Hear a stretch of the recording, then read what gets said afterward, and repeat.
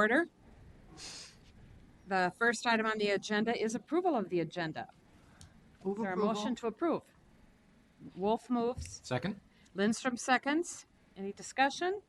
Hearing none, all in favor, please signify by saying aye. Aye. All opposed? Motion carried. Approval of the August 5th minutes of our regular Community Development Committee meeting. So move. Linnea moves Second. and Johnson seconds. Motion and a second. Is there any discussion regarding the minutes? All in favor, please signify by saying aye. Aye. All opposed?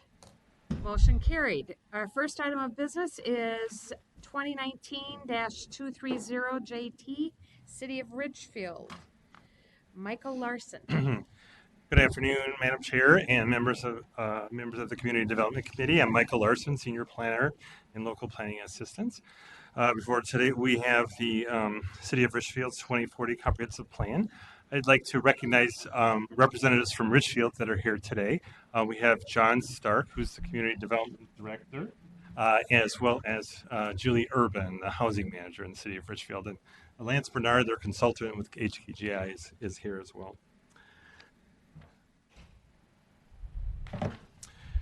This map shows the location of regional system components within the City of Richfield. All wastewater generated within the city is conveyed through 5 council interceptors. All flow is treated at the council's Metropolitan wastewater treatment plant in St. Paul. Regional highway system elements include 35W and 484, as well as Minnesota Trunk Highway 62 and 77. Regional transit system elements include the Metro Orange Line along 35W with a planned station at 66th Street. And the planned arterial bus rapid transit D line along Portland Avenue. Existing and planned regional parks and trails elements include 9 Mile Creek and the Nokomis, Minnesota River Regional Trails, and the search corridor for the Progressive Rail Regional Trail down you see down the middle of your map. As shown in Figure 2 of your staff report shown here, Thrive MSP 2040 designates the city as urban center. Richfield is located in the southeastern portion of Hennepin County, surrounded by the city of Minneapolis, the unincorporated area of Fort Snelling, and the cities of Bloomington and Edina. Table 1, as shown in your staff report, shows that between 2020 and 2040, the council forecasts that the city will grow by approximately 800 households and 1,250 population. You will see that the current employment estimate for Richfield has already exceeded the council's official forecast for 2030. This is due to the larger than anticipated employment growth since the release of the system statement. As the council does not unilaterally change employment forecasts and the city has declined to request a forecast change, the official forecasts do remain the same. Additional employment growth in urban center communities is consistent with council policies, and in this particular case does not represent an issue related to system capacity. Table 2 from the staff report shown here illustrates the planned residential density for the city, which includes acreage the city has identified for potential development and its guiding land use. Policy for the most intense uses of land are largely associated with the hub at 66th and Lyndale and the Cedar Avenue Richfield Parkway corridor. The minimum planned density for expectation for urban center communities is 20 units per acre, and Richfield is consistent with a minimum planned density of just over 25 units an acre. So the city's existing land use pattern shows some significant features that I'd like to highlight in my presentation. These include the mixed-use district at the hub that I had mentioned earlier, centered on 66th Street and Lyndale Avenue and extending eastward to Nicollet Avenue. This is proximate to the city's Wood Lake Nature Center to the southwest. Just make a pitch for visiting this park. I did a couple summers ago, and although it is not a regional park, you can see it's quite sizable and is an important part of the landscape in the community. So in this image here give you a little appreciation for this area. If you've not if you're not familiar with it, it kind of emphasizes, I think, the importance of the relationship between local planning, redevelopment planning, open space, and regional transportation infrastructure. As you can see, this area will be served by the future Orange Line station at 66th Street. The city is also home to Best Buy's world headquarters near the future Orange Line station at the interchange, near the interchange of Interstates 35W and 494. And the city is transforming on its eastern edge, including a new commercial and residential uses along the first phase of the planned Ridgefield Parkway that will extend to the south. This slide shows the city's planned land use map, which is also in Figure 4 of your staff report. The plan principally supports further development of mixed-use areas and districts in 3 main parts of the city. The Penn Avenue corridor, the hub, or 66 in Lindale, the Cedar Avenue corridor, which includes redevelopment more suitable for its proximity to the airport and supported by the planned southward extension of Ridgefield Parkway to 77th Street. The other central feature to Richfield's planned land use is the mix of larger scale commercial, residential, and mixed uses along the north 494 frontage. So, as detailed in your staff report, staff proposed findings for you that the plan conforms to Metropolitan system plans, is consistent with council policies, and is compatible with the plans of adjacent local governmental units and affected jurisdictions. This plan, Tuesday, August 27th, Environmental Services staff will present, actually this will probably be on the consent, but this will be presented to the Environment Committee on August 27th with full council approval on September 25th. And I just want to remind you that John Stark and Julie Urban from the city are here, and if you have any questions directly for the city. So the proposed action for you today is to authorize the city of Richfield to place its 2040 comp plan into effect and advise the city to implement the advisory comments in the review record for surface water management and water supply. With that, I'll take any questions you might have. Thank you, Mr. Larson, and my apologies to the committee members for being late, and my thanks to Councilmember Vento for filling in there. Any questions on that report? Any questions?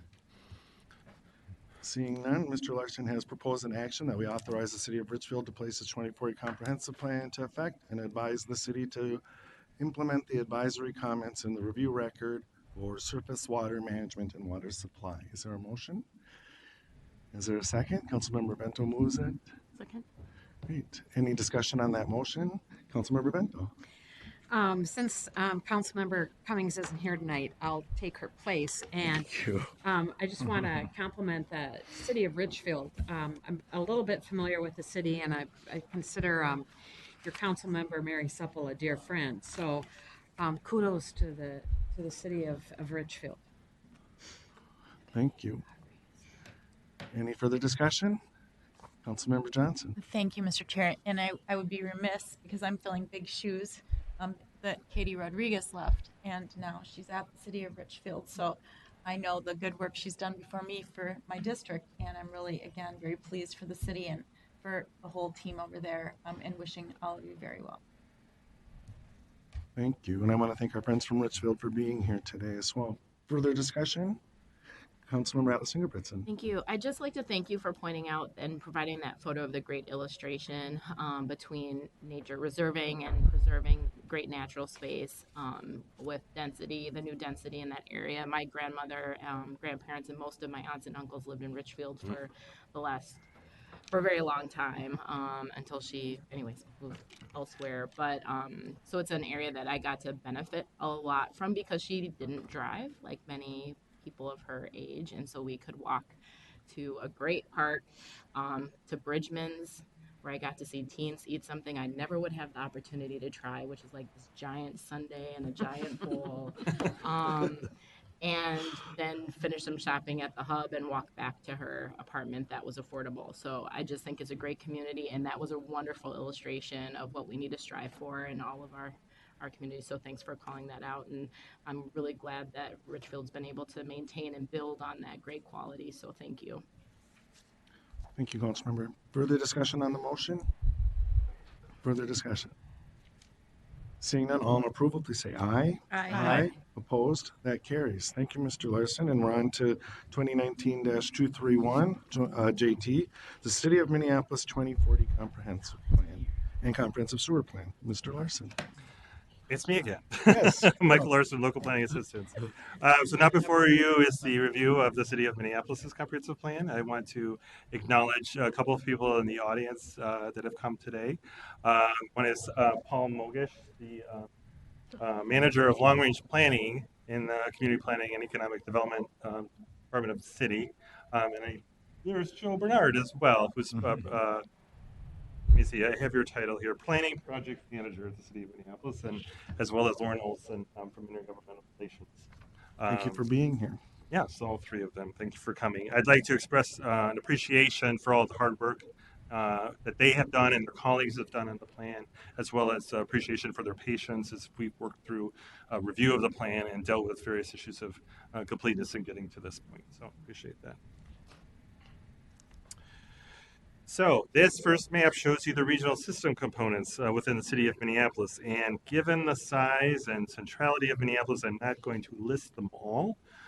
I will only briefly summarize them, but a couple of interesting highlights. Wastewater is conveyed through 27 council interceptors that extend throughout the city and also provide service to communities upstream from Minneapolis. Transit system elements, of course, include the Metro Blue and Green Line light rail transit stations and their planned extensions, as well as Metro Orange Line bus rapid transit along 35W and existing and planned arterial bus rapid transit routes. Regional park system elements include numerous regional parks, park reserves, and special recreational features, including those along and including the city's chain of lakes and Mississippi River. So as shown in figure 2 of your staff report, Thrive MSP 2040 designates the city as urban center. That's a designation shared by 5 communities that border. 6 additional cities that border have the designation of urban. So table 1 in your staff report illustrates a proposed forecast revision for the city concurrent with the approval of this comp plan. Current official forecasts are shown along with a proposed set of revised forecasts that are proposed by the city and supported by council staff. Table 1 shows that between 2018 and 2040, the council forecasts that the city will grow by just under 30,000 households. The forecast population for Minneapolis in 2040 is now 485,000, an increase from 2018 of over 56,000 people. I think you may find it interesting to know that Minneapolis, I believe I'm correct in this, that Minneapolis peaked in population around the 1950 census when the census recorded the population at 522,000. So Minneapolis also has an employment forecast revision as part of this approval. And you will see that in Minneapolis employment estimates are nearing their previous forecasts for 2030, necessitating a revision that the city has supported. The revised forecast for 2040 anticipates approximately 28,000 additional jobs from current estimates. Table 2 from the staff report, which is shown in summary here, illustrates the planned residential densities for the city, again, which include the acreages identified for potential or likely redevelopment and its guiding land use.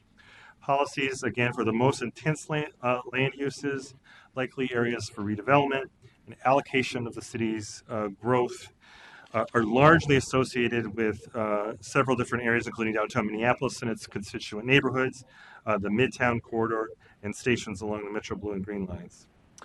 Each of the categories that are shown here have a set of built form categories associated with them, which are articulated in the staff report.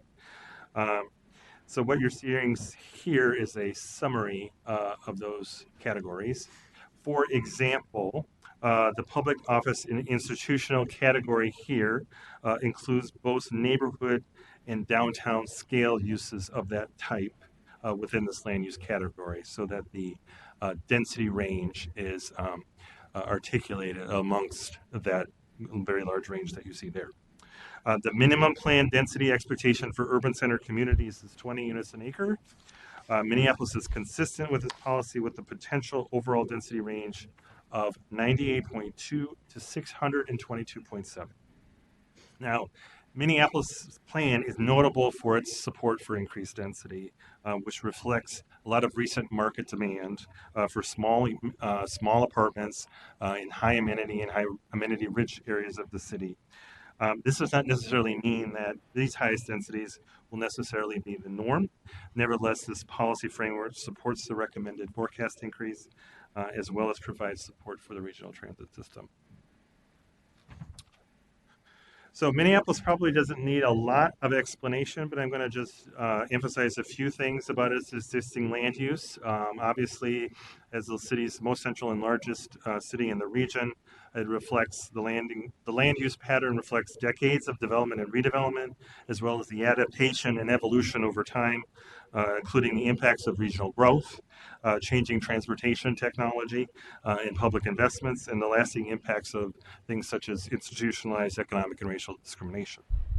So Minneapolis includes many of the region's most important cultural and recreational institutions, corporate headquarters, and financial institutions. It also includes a significant concentrations of poverty, where people of color make up a majority of the population. Although it's not in the council's purview to review these details to a great extent, the plan does address these issues on many levels, from land use to transportation to economic development. As I mentioned earlier, the Minneapolis plan includes both a guiding future land use map as well as a built form designation that together constitute land use policy for the city. This map shows planned land uses. On this map, the major business and institutional centers of downtown Minneapolis and the University of Minnesota are guided as public office and institutional. Another distinctive guiding land use feature in the city is production and processing, the guiding land use, for example, for the mid-city industrial area and other areas of the city where the policy intent is to preserve these areas for industry and for employment-related uses. Outside of these areas, the predominant map color that you see is the yellow, which reflects the designation of urban neighborhood. Major commercial corridors and smaller scale commercial nodes are shown throughout the city, with designations that include corridor mixed use, neighborhood mixed use. For places like Uptown and the Central and Lowry areas, the designation is called destination mixed use. Now this map shows the companion built form designations, which relate to the bulk, height, and orientation of buildings, and it impacts the intensity of both residential and employment uses. The designations include a number that is associated with increasing intensity. There are 3 designations called interior that largely relate to the different scale and history of urban neighborhoods through the bulk of the city. There are 3 types of corridor designation, corridor 3, 4, and 5, shown there as an example along Penn Avenue. And there are 4 types of transit-related designations, transit 10, 15, 20, and 30. And there's an example showing where you can find those designations along the Hiawatha corridor. And the most intense built form designation is called Core 50. And you can imagine where that is, and it's located at downtown Minneapolis. So as with other cities of the region, Minneapolis's plan identifies areas that are likely candidates for development or redevelopment, which are shown here overlaying that previous built form map. So I can, it might be a little bit hard to read, it's the largest city, but it shows the areas where the city anticipates development is possible or likely. And as you can see, again, these areas reflect growth primarily in and around downtown Minneapolis, and along transit corridors, and these are the key development locations. So your staff report includes additional technical analysis, summary of technical analysis that went into the review of the plan regarding conformance with regional systems as well as consistency with regional policy, and are the basis for the proposed findings for you today. And those are that the Minneapolis 2040 plan conforms to regional metropolitan system plans, is consistent with council policies, and is compatible with the plans of adjacent local governmental units in affected jurisdictions. Next step for this plan, this will be presented at the Environment Committee on Tuesday, August 27th. This will not be on the consent agenda, and colleague Kyle Colvin will present this at Environment Committee, and then will be heard by the full council on Wednesday, September 25th. And I just want to remind you, as we're getting close to the end of my presentation, that we have a few representatives from the city in the audience today. So the proposed action for you today is to authorize the City of Minneapolis to place the 2040 Comprehensive Plan into effect, to revise the city's forecast upward as shown in Table 1 of the review record, advise the city to adopt the MERCA plan within 60 days after receiving the final DNR approval, and submit a copy of the final adopted plan and evidence of adoption to the DNR Council and National Park Service within 10 days after the adoption. To implement the advisory comments in the review record for transportation, surface water management, and water supply. And upon its completion, to submit the updated transportation action plan as an amendment to the 2040 comp plan for council review. And Mr. Chair, that concludes my presentation. Thank you, Mr. Larson, for your work on this and for the presentation. I want to thank the city staff that's here, Ms. Olson, Mr. Mogush, Mr. Bernard, for spending time with me and really sharing your methodology and your community engagement strategies. And I just want to congratulate you on a really amazing piece of work. And I was really impressed with the way that you used data and sort of layered it to come up with really an innovative 2040 plan, and I really appreciated how your long-range planning director, and you all use history, and especially some of the history of the restrictive covenants and other practices that created the segregation that persists in Minneapolis, and by deliberately trying to understand history to do better going forward. So congratulations on the work. Any discussion on this plan, on this report? Councilmember Lindstrom. Sorry. Yeah. Thank you, Mr. Chair. I'd love to hear more about that, how they use data to inform this plan as it results to the history that you just outlined.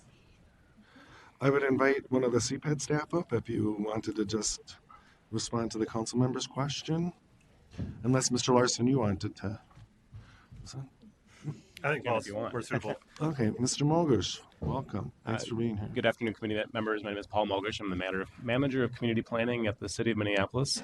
So the answer to the question about how we use data for this comprehensive plan could take us well into the evening. So I'll try to just We have a summarize. public hearing at 6 o'clock. Yeah, and you have important. I don't want to hold up the other communities who are waiting for their comp plans to be approved, but. I'll summarize really briefly, specifically on the issues of our history in Minneapolis and around the country of racially restrictive housing policies. That is a subject that we chose to focus on quite a bit during the public engagement process for Minneapolis 2040 for a number of reasons. But the most important reason is that we heard very early on from the community that issues of racial equity were top of mind for our community. That was true of our city leadership as well, and for us as planners. And we decided to dive into this process and try to make this comprehensive plan, which meets statutory requirements and which meets administrative requirements of the Metropolitan Council, do more than that, and to aspire to contribute to a future that does not have racial disparities in Minneapolis. So in order to start that conversation, we presented a lot of data and a lot of history to our community members and had that conversation. Thank you, Mr. Mogush. And folks probably know there was a robust community engagement process. There was quite a bit of organizing going on to help influence and participate in the comp planning process. And again, I commend city staff for really stepping up, providing this data so that the debate was fact-based and surviving it. It was quite a long process. So thanks. Further discussion on this report? Yeah, Councilmember Alice Ingebrigtsen. Thank you, Chair.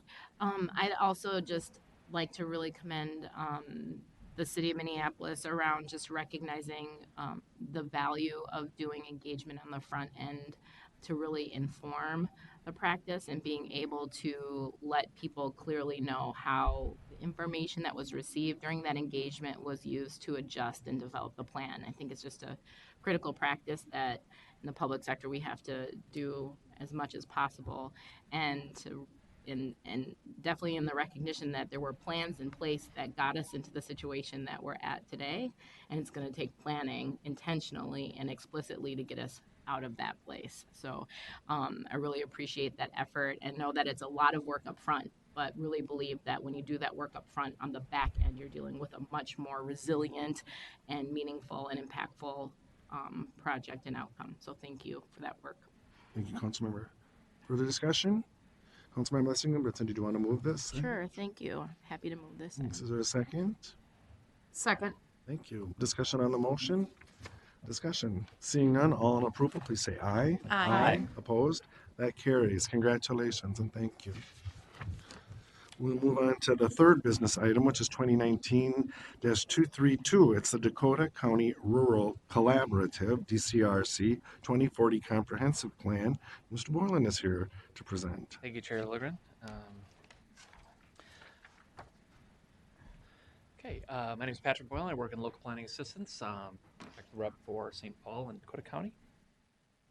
Before today's Dakota County Rural Collaborative, I'm going to be real deliberate about the names of all the communities a couple of times. Thank you. Important to get it all right. Yeah. So the DCRC is Castle Rock, Douglas, Greenvale, Hampton, Marchand, Nininger, Randolph, Ravenna, Vermilion, and Waterford Township.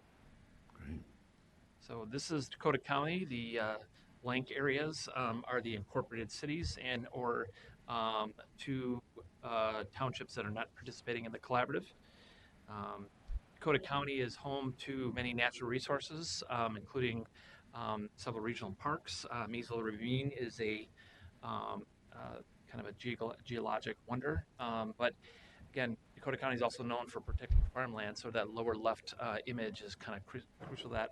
And then also lots of farming, of course, for a reflection of the soils that exist there. So again, Nininger Township is sort of the northernmost community. And then off to the east is Ravenna Township, Marchand, Douglas, and then Hampton, Randolph to the south. Waterford is moving further west to Greenvale, Castle Rock, and then Vermilion Townships. What you see on this map for regional systems includes regional parks, Measles Ravine I mentioned, also the several of the regional trail search corridors, including Vermilion River Greenway, which connects other parts of Dakota County with the Mississippi River. There are there's no interstates through this part of the region, but there's US 52 and US Highway 61 that connect the Twin Cities to Rochester and points beyond. Community designations for is mixed. The majority of these communities are agricultural. Ravenna Township is a diversified rural, and then Randolph Township is both diversified rural and agriculture in nature. I'm not going to spend a lot of time on this. This is the population, household, and employment that we put forth in all of our staff reports and we talk about. I summarize it as follows. The population change between 2020 and 2040 is 510 folks, representing 540 households, and employment change of between 2020 and 2040 of 420 jobs. So a very large geographic area, very small population, household, and employment change, but very important agricultural jobs nonetheless. Existing land use, the lighter or blank areas shown on the map are agriculture or undeveloped. I've spent a lot of time, I've been at the council for 13 years, and I've spent a lot of time in Dakota County. There's not a lot of vacant land there. It's high intensity agricultural uses there. If it isn't open water or wetland or regional park trail. So you see scattered light yellow and darker yellow, which is the residential components. There's limited commercial and industrial uses. The future land use, no surprise, looks nearly identical. I assure you it's not identical, but it looks that way on this scale. This represents, a couple hundred square miles, and it's there are some changes to the residential component, which reflected in the analysis for residential growth and population growth. The proposed findings is that the plan conforms to metropolitan system plans, it's consistent with regional policies, and it's compatible with the plans of adjacent local government units and affected jurisdictions. This will not go to the Environment Committee because there's no sewer plan for this. These are all septic system communities. So we'll go later in September to the full council. And so the proposed action before you today in staff report is to authorize the following townships of Dakota County Rural Collaborative to place through 2040 competent plans in effect. Again, for the record, I want to read them all one by one. Castle Rock Township, Douglas Township, Greenvale Township, Hampton Township, Marchand Township, Nininger Township, Randolph Township, Ravenna Township, Vermillion Township, and Waterford Township. Proposed action also includes to advise Nininger and Ravenna Townships, those are the two along the Mississippi River, to adopt their Mississippi River Critical Corridor Area plans within 60 days after receiving the final DNR approval and submit a copy of the final plan and evidence of this adoption to the DNR, the Council of the National Park Service within 10 days of adoption. Also to advise the Rural Collaborative to implement the advisory comments in the review record for transportation, surface water management, forecast, and water supply. There's a representative of the townships here with Bolton and Mink, Jane Cansier. I'm available for any questions you might have at this time. Thank you, Mr. Boylan, and thanks to our guest for being here. Discussion on that report? Councilmember Lindstrom. Thank you. I have to admit, I wasn't aware that townships could come together to form a collaborative like this, which is a good thing, right? So each one doesn't have to recreate the wheel, especially when they're geographically close together. Are there other collaboratives like this around the metropolitan area? Mr. Boylan or Ms. Barajas? Mr. Chair, Councilmember Lindstrom, while certainly there are a lot of communities that share services, whether it's police, fire, engineering services, or even planning services, this is the only collaborative that we have in this format. Counties like Scott County and Carter County actually perform the planning function for the townships within their jurisdictions. In Dakota County, that is not the case. The townships do the planning on their own. Very good. Thanks. Thank you. Further discussion? Councilmember Wolf, would you like to move this item? I would. This is a large portion of my district. Is there a second? And Councilmember Allison Goodmanson seconds. Any discussion? Councilmember Wolf, I thought for sure you were going to tell us Can what I- all the best restaurants Wait, are. This part of- For the vegetable stands or Well, actually, Don't put her on the spot. Yeah. no, actually, Meesville Ravine Regional That's Park what I wanted to hear is about. I know. amazing. It's not at all developed. It's basically you drive down a gravel road, the road dips down, there's little gravel parking lots on the sides, and that's the park. You can walk on unpaved trails, there's a vault toilet, and that's pretty much it for the park. It's a well-kept secret, not intentionally, it just, with nothing there, it's hard to advertise, but there are a lot of deer, and you will see the DNR officers there all the time because of all of the poaching that happens in the park because of all of the deer. But I mean, in terms of environment, it's amazing. And I actually got stopped by the DNR because my kayak didn't have a up-to-date registration sticker on it, which I have remedied. But Patrick didn't mention Lake Billsby Park either, and that is one that has a little bit of development, but there's a large portion of it that has nothing in it yet. So there is no public access. There's land that's publicly owned and preserved for the future, but there's nothing there to give people access. So that's one of the things that Dakota County is working on for the future. There's a lot of land and not a lot of money to develop all of that land, even though Dakota County's been putting significant local dollars into developing its parks and managing invasive species within the natural areas as well. So as far as restaurants and stuff, this is not the developed part. Okay. So I don't have any restaurant recommendations Thank you. for you. Thank you. Great.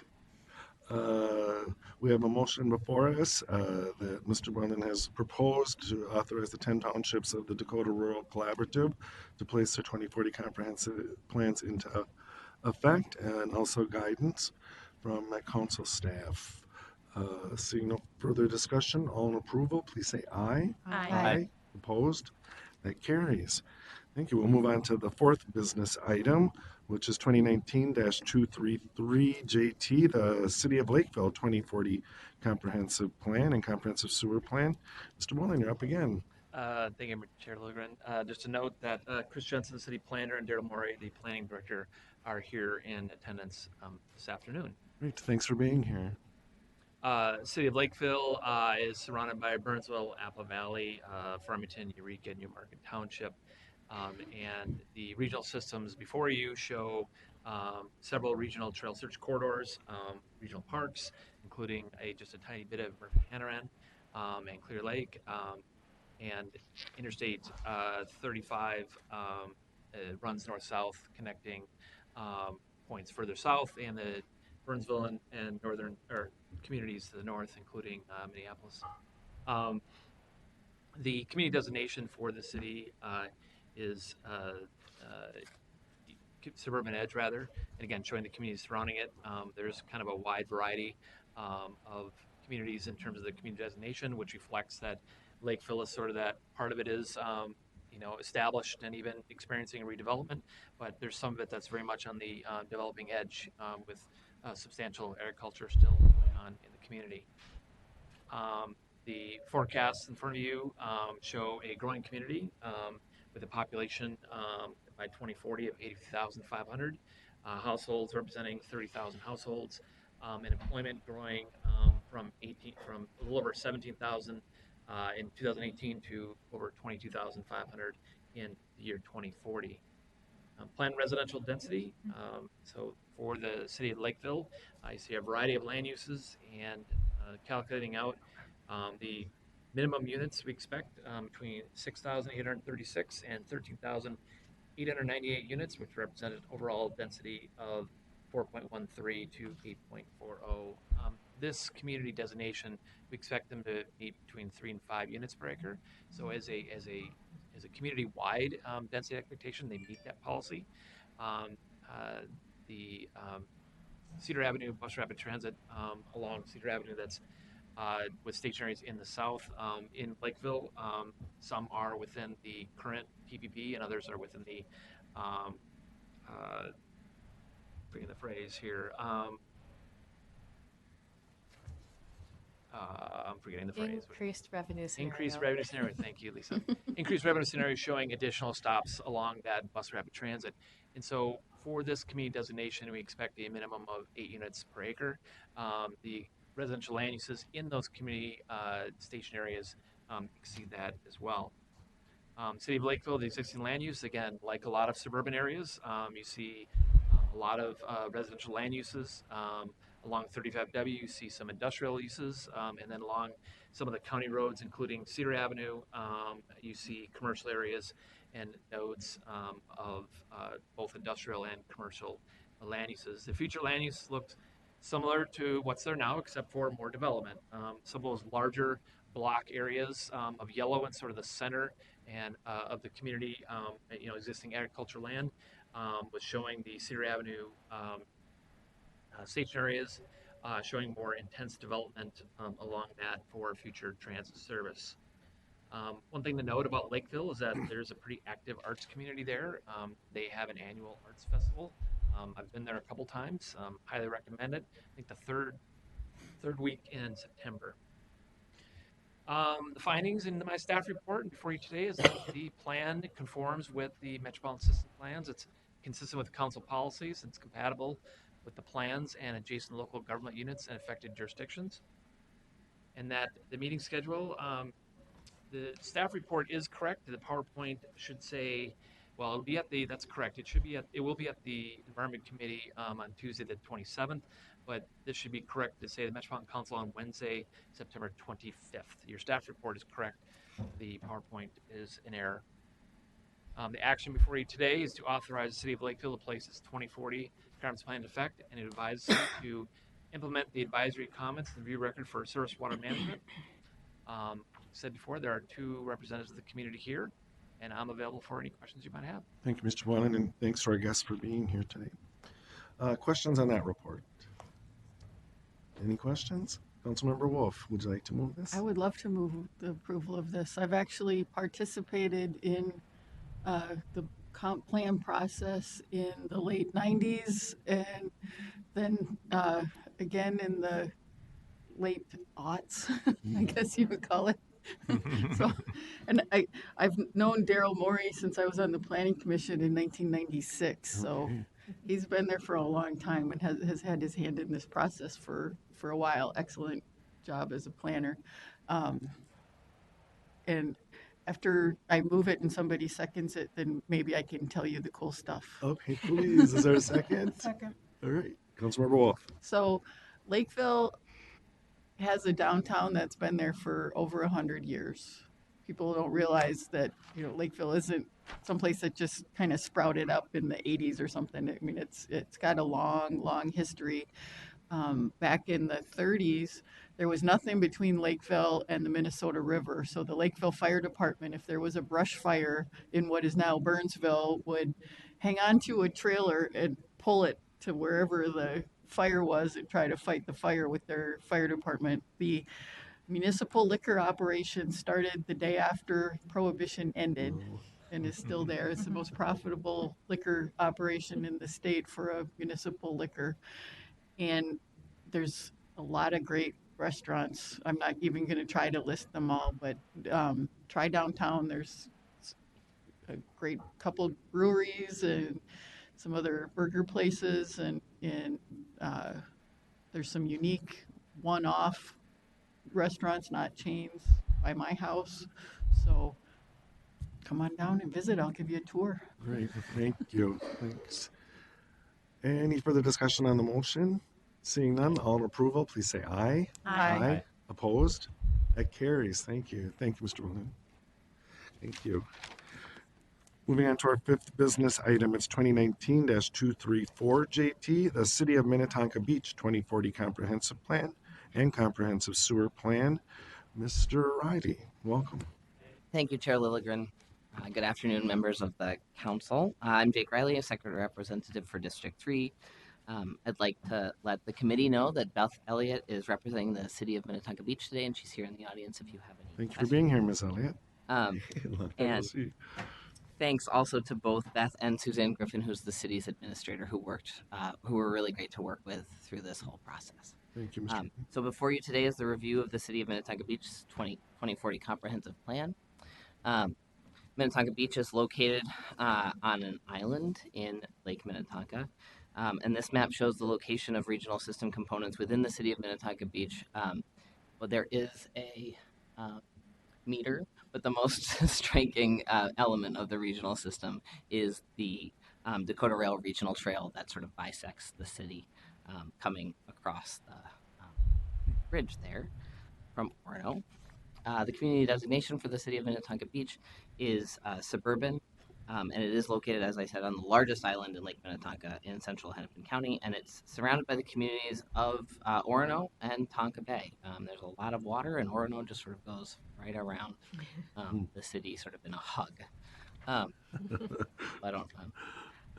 The forecasted growth for the city, Table 1, also in your staff report, shows that between 2020 and 2040, the council forecasts the city's population will actually decline by 10, while the number of households will increase by 10.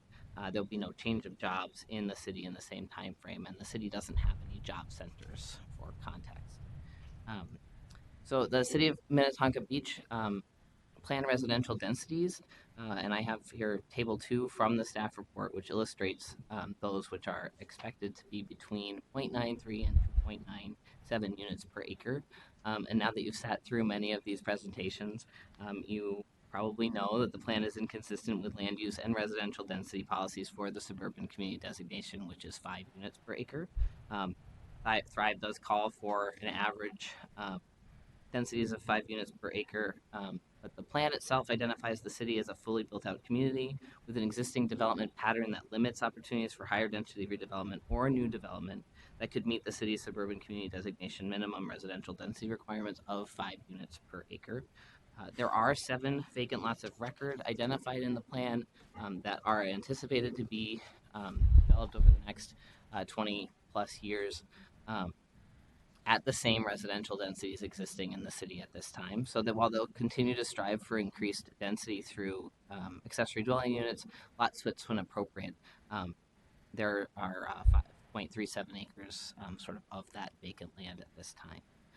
Given previous development patterns, the lack of planned residential development or redevelopment opportunities within the planning timeframe, and the consideration that the city's household growth is forecasted to increase by only 10 households by 2040. Council staff finds that this is not an underutilization of the wastewater system, which is where some of this tension comes from, and the relatively small amount of growth forecasted means that the plan is not more likely than not to have a substantial impact on or contain a substantial departure from Metropolitan system plans. And perhaps it would be helpful to note that this is a similar determination to the 2030 plan. So for existing land use, as you can see, we have primarily residential uses. The large, darker green space is a property known as the Country Club, and the light green spaces are regular parks and open space in the city of Minnetonka Beach.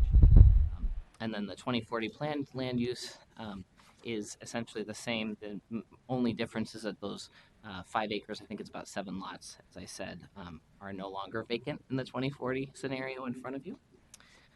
So the proposed findings for today are that the plan does conform to Metropolitan system plans, but is inconsistent with council wastewater land use and housing policies, and it is compatible with the plans of adjacent local governmental units and affected jurisdictions. And so the meeting schedule, because the community is fully sewered, they'll be on the Environment Committee agenda on Tuesday, August 27th, and to be heard by the Metropolitan Council on Wednesday, September 25th. And as I said, Beth Elliott is representing the city of Minnetonka Beach today. She's here. If there is any questions, Ms. Barajas or I cannot answer. So you have before you the proposed action, to authorize the city of Minnetonka Beach to place its 2040 comprehensive plan into effect, and to strongly encourage the city to link housing needs with housing tools, and to address all widely known housing tools as detailed in housing advisory comments in the review record in order to be fully consistent with council housing policies, and then to advise the city to implement the advisory comments in the review record for surface water management, land use, and of course those housing advisory comments. So with that, I will happy to answer any questions you may have. Thank you. Thank you, Mr. Riley. Questions on that report? Councilmember Wolf. Thank you, Mr. Chair. I was just curious on those 7 vacant lots. Are those cases where people bought 2 lots and built on one, or who owns the vacant lots? Mr. Riley. Chair Lilligren, I'm sorry, Councilmember Wolf, I'm not sure the answer to that question. I can certainly get back to you with the answer. It's not going to make a difference on how I vote. I'm just curious because I know when in Lakeville, if there's a vacant lot in a very fully developed for a long time neighborhood, it's usually when somebody bought a second lot. And Mr. Riley. Chair Lilligren, if I might add, it sounds like potentially that's part of their vacant turnover as well, that they were identified at the time as being for sale, and they haven't yet been purchased. So that's another option. Thank you. Further questions on this report?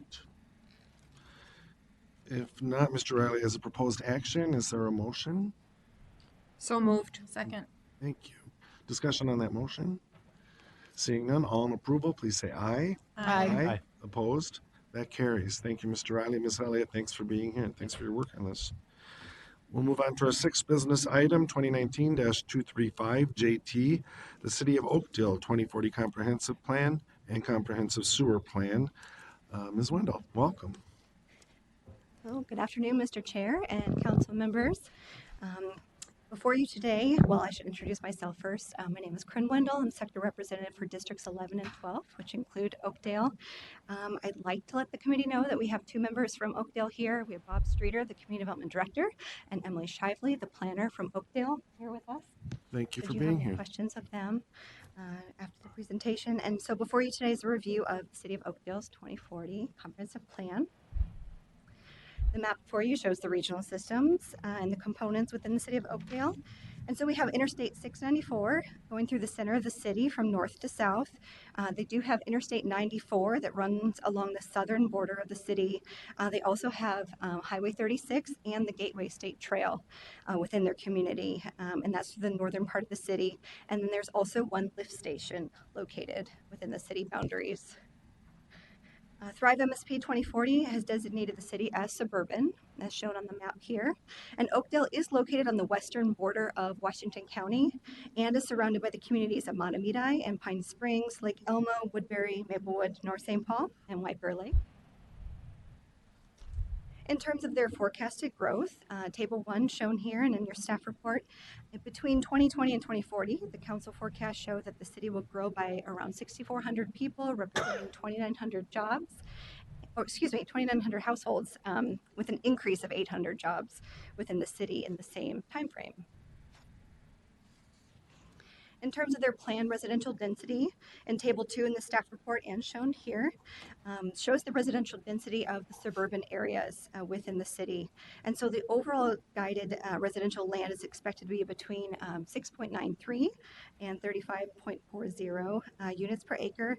And so communities with that suburban designation under Thrive are expected to plan for forecasted population and household growth at the average density of at least 5 units per acre, and then also target opportunities for more intensive development near regional transit investments at densities and in a manner articulated in the 2040 Transportation Policy Plan. And so Oakdale's plan is consistent with this policy. In terms of the existing land use, as shown in Figure 3, the existing land use development pattern includes a majority of single-family residential at about 34%. They also have some mixed housing in that twin, tri, and quad land use category.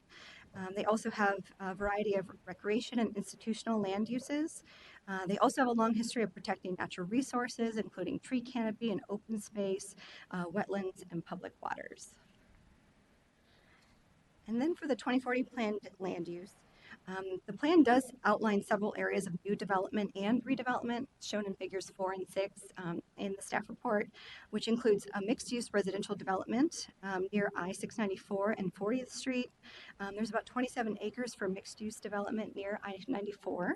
And then over 20 acres allocated for the bus rapid transit oriented development, or BRTOD, at the planned Helmo station. And so the city is planning for higher residential densities in that area, including mixed-use residential, high-density residential, as high as 55 units per acre.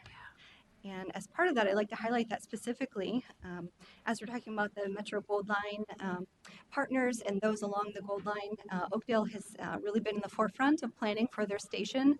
They actually did a small area plan back in 2018 that highlighted this development pattern, which is attached as Appendix C within the plan.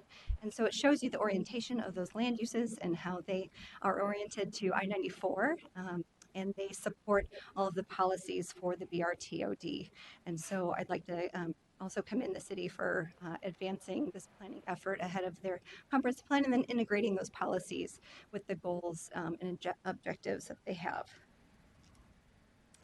And so with that, the proposed findings is that the plan conforms to the Metropolitan System plans, is consistent with council policies, is compatible with the plans of adjacent and local governmental units in an affected jurisdiction.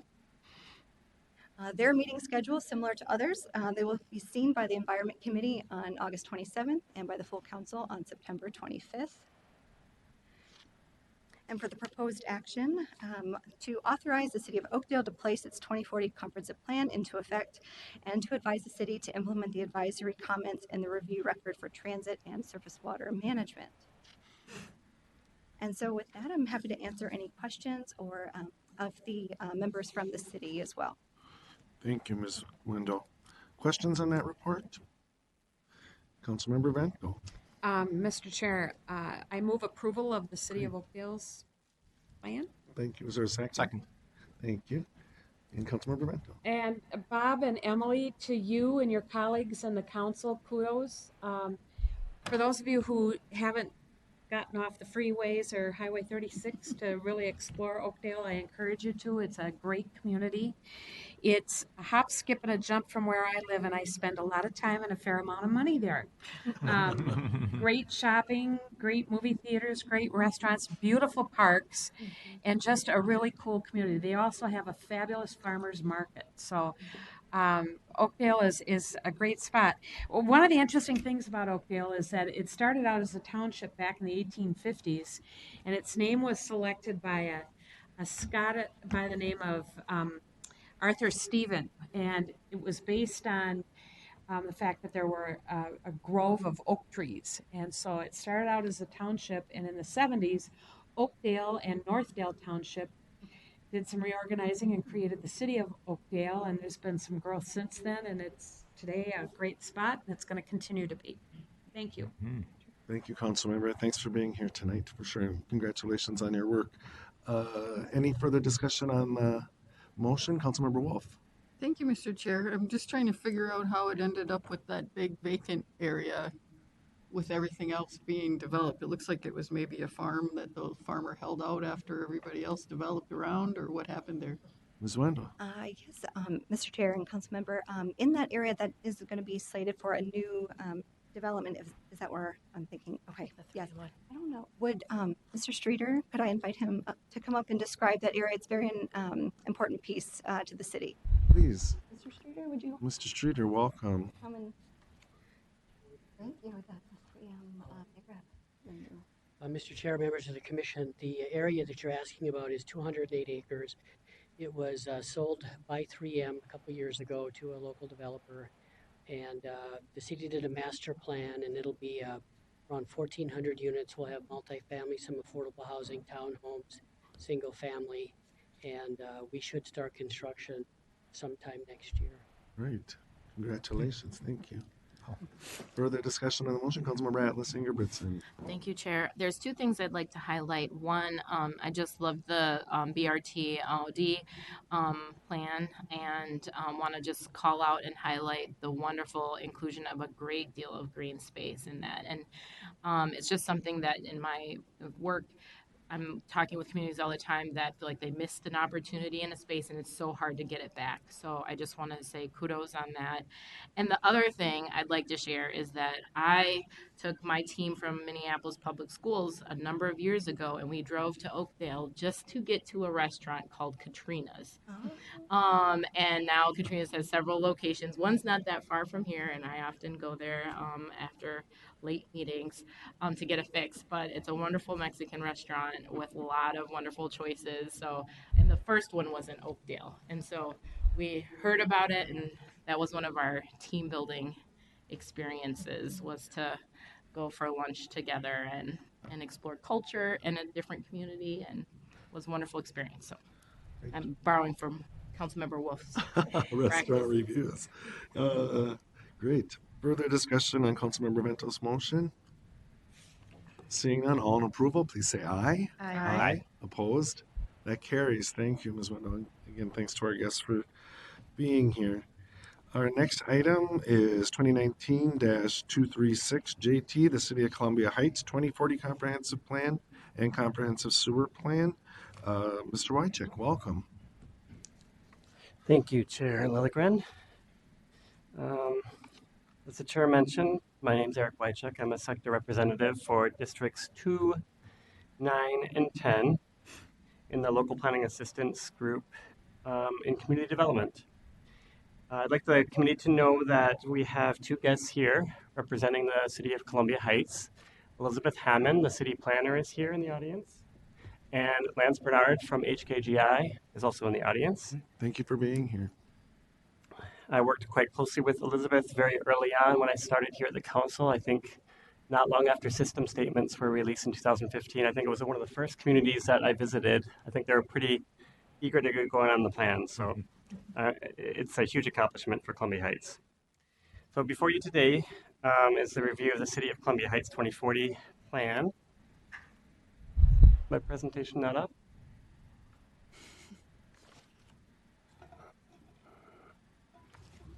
Oh, here it comes. There we go. Great. This map shows the location of regional system components within the city of Columbia Heights. There are no interstates within the city's boundaries, although the plan does note that University Avenue and Central Avenue, both minor arterials, link the city to I-694. All wastewater generated within the city is conveyed through council interceptors, and there are no regional park system components in the city. Thrive MSP 2040 has designated the city as urban center. Columbia Heights is located in southern Anoka County. It is surrounded by the communities of Fridley, New Brighton, St. Anthony, and Minneapolis. The city of Hilltop is entirely enclosed within the city. Table 1, also within your staff report, shows that between 2020 and 2040, the council forecasts the city will grow by 2,600 people, representing 900 households. There will be an increase of 320 jobs in the city during that same time frame.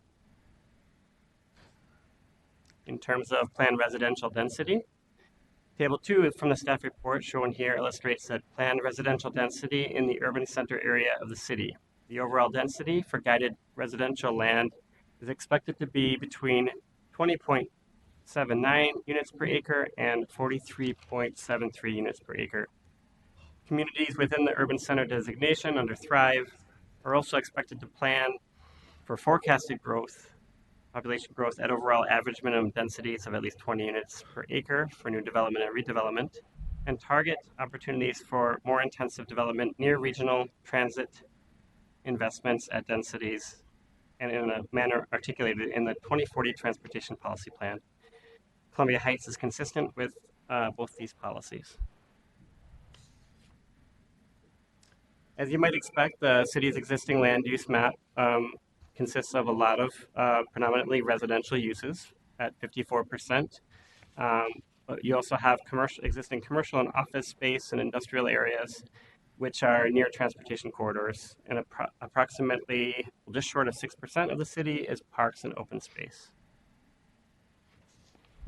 The city's planned land use map is from figure 4 in the staff report. It identifies development and redevelopment opportunities throughout the city. Plan identifies 2 mixed-use land use categories called TOD and transitional, located primarily where Central Avenue intersects with 40th Avenue Northeast in the city and where 40th Avenue Northeast intersects with University Avenue Northeast. These areas focus on redevelopment, infill, and reinvestment near transportation and transit connections. The proposed findings before you today are that the plan conforms with Metropolitan system plans, it's consistent with council policies, and is compatible with the plans of adjacent local governmental units and affected jurisdictions. The meeting schedule is similar to what you've seen in the other presentations today, with the plan going before the Environment Committee on August 27th and before the full Metropolitan Council on September 25th. And I would just like to reiterate that Elizabeth Hammond and Lance Bernard are in the audience with us today. So your proposed action today is to authorize the City of Columbia Heights to place its 2040 comprehensive plan into effect and advise the city to implement the advisory comments in the review record for forecasts and water supply. I'm happy to take any questions. Thank you, Mr. Wycheck. Any questions on this report? No questions, but I'd like to make a motion to approve. Great. Councilmember Chambliss has made a motion to approve the action. Is there a second? Second. Great. Discussion on that motion? Any discussion? Seeing none, thank you, Ms. Hammond, Mr. Bernard, for being here today. And all in approval, please say aye. Aye. Opposed? That carries. Congratulations. Thank you, Mr. Wycheck. We'll move on to the 8th business item tonight. That's 2019-203, the Kingswood Special Recreation Feature Acquisition Master Plan Amendment and Boundary Amendment for the Three Rivers Park District. And that will be Mr. Collins. Welcome. Yes, good afternoon, Chair Lilligren and council members. I am Mr. Kelly, Regional Parks Planning Analyst, and I'm here to present Kingswood Special Recreation Features Acquisition Master Plan Amendment and Boundary Adjustment. First off, some context. Kingswood is located in the western part of the regional park system in western Hennepin County in the city of Minnetrista. This is figure 1 in your staff report. Zooming in a bit to the northern portion of the Three Rivers Park District system, you can see in the map on the left that Kingswood is located just north of Gale Woods Farm Special Recreation Feature. This coincides with figure 2 in your staff report. Both of these special recreation features are planned to be connected by the council-approved Baker Carver Regional Trail that will ultimately connect the park reserves and the trail's name, along with other state and regional recreation units, including the Loose Line State Trail, the Dakota Rail Regional Trail, and Lake Minnetonka Regional Park. The planned trail corridor is indicated in the map on the left by the dashed green line. Kind of hard to see, but it's there. The map on the right is Kingswood itself, and you can see here that much of the unit surrounds Little Long Lake, a 65-acre water body with a maximum depth of 76 feet. The park includes holdings on both the east and west sides of the lake, accounting for about 70% of the shoreline and encompassing a substantial portion of the lake's watershed, resulting in a rare opportunity to significantly preserve and protect Little Long Lake. More on Little Lake in just a moment. First, let's talk about the special recreation features boundary and the acquisition location itself.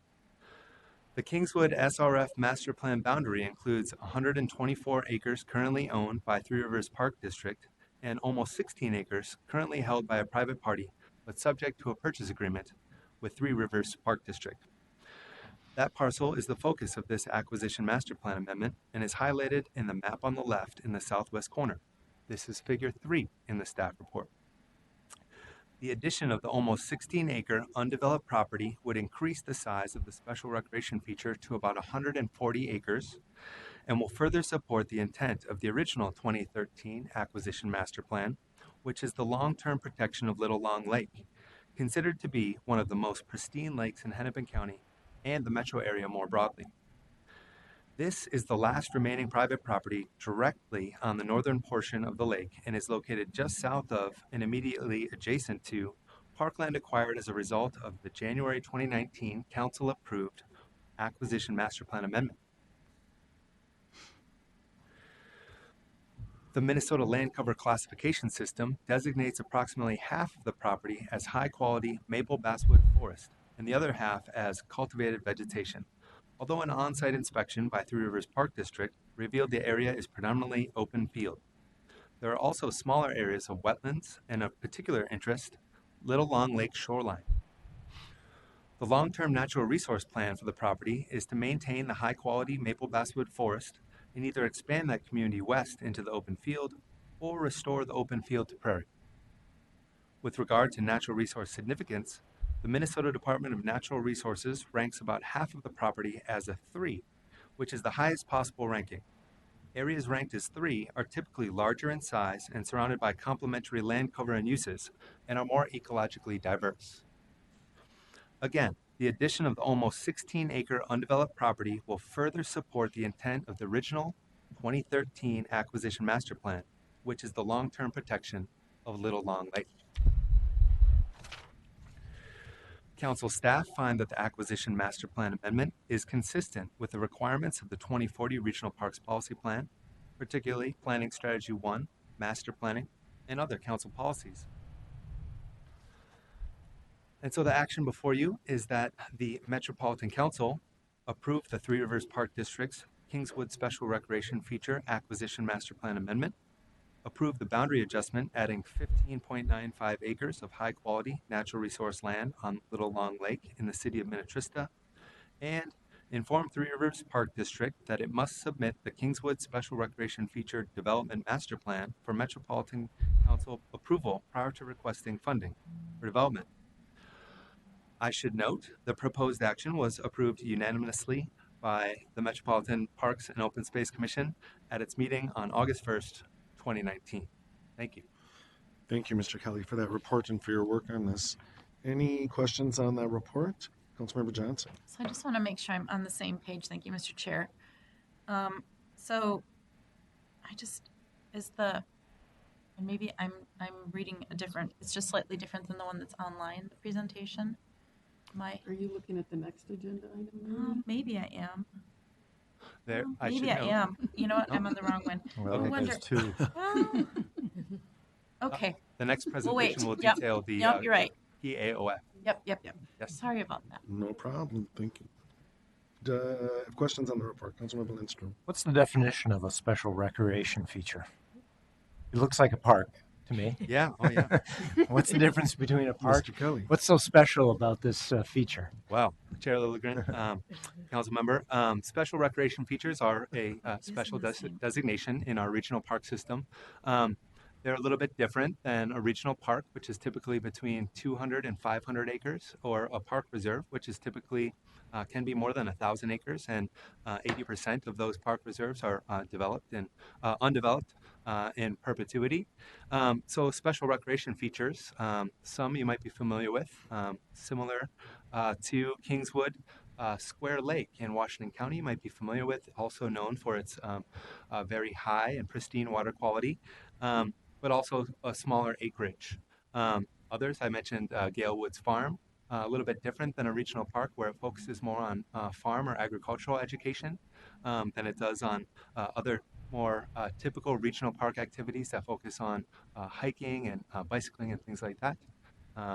So those are just a couple of examples for you. Thank you. Thank you. Thanks for that definition. Further questions on the report? Seeing none, Mr. Kelly brings a proposed action before us. Is there a motion? I would move approval. Thank you, Councilmember Wolf. Is there a second? Second. Thank you. Any discussion on the motion? Seeing none, all in approval, please say aye. Oh, I am so sorry. I like the vote too quickly. Councilmember Wolf. I just wanted to comment that I've been out there because MPOS toured it several years ago, and it's an amazing property. It's one of those spectacular bodies of water that it's great that we can keep it from being degraded by development. And people like to scuba dive there, similar to what they do at Square Lake because of the water quality. Thank you for sharing that. Any further discussion on the motion?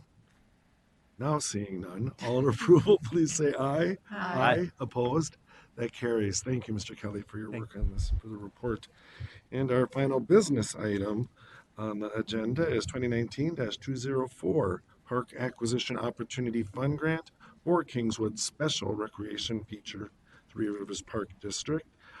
Ms. Lee, welcome. Thank you, Mr. Chair and members. For the record, my name is Jessica Lee. I'm the Grants Administrator for Parks. And I'm here to talk about business item 2019-204, Park Acquisition Opportunity Fund Grant for Kingswood Special Recreation Feature, the Baker property for Three Rivers Park District. And I apologize, you've already seen some of these slides in the previous presentation. As you know, Kingswood Special Recreation Features in western Hennepin County. On the right, you can see the current parcels of Kingswood in the shaded green, and it's important to note that Kingswood is 100% owned by Three Rivers Park District. Acquiring this property of approximately 16 acres will increase the size of the special recreation feature to 140 acres, and it will afford additional protection to Little Long Lake, approximately 680 feet of shoreline.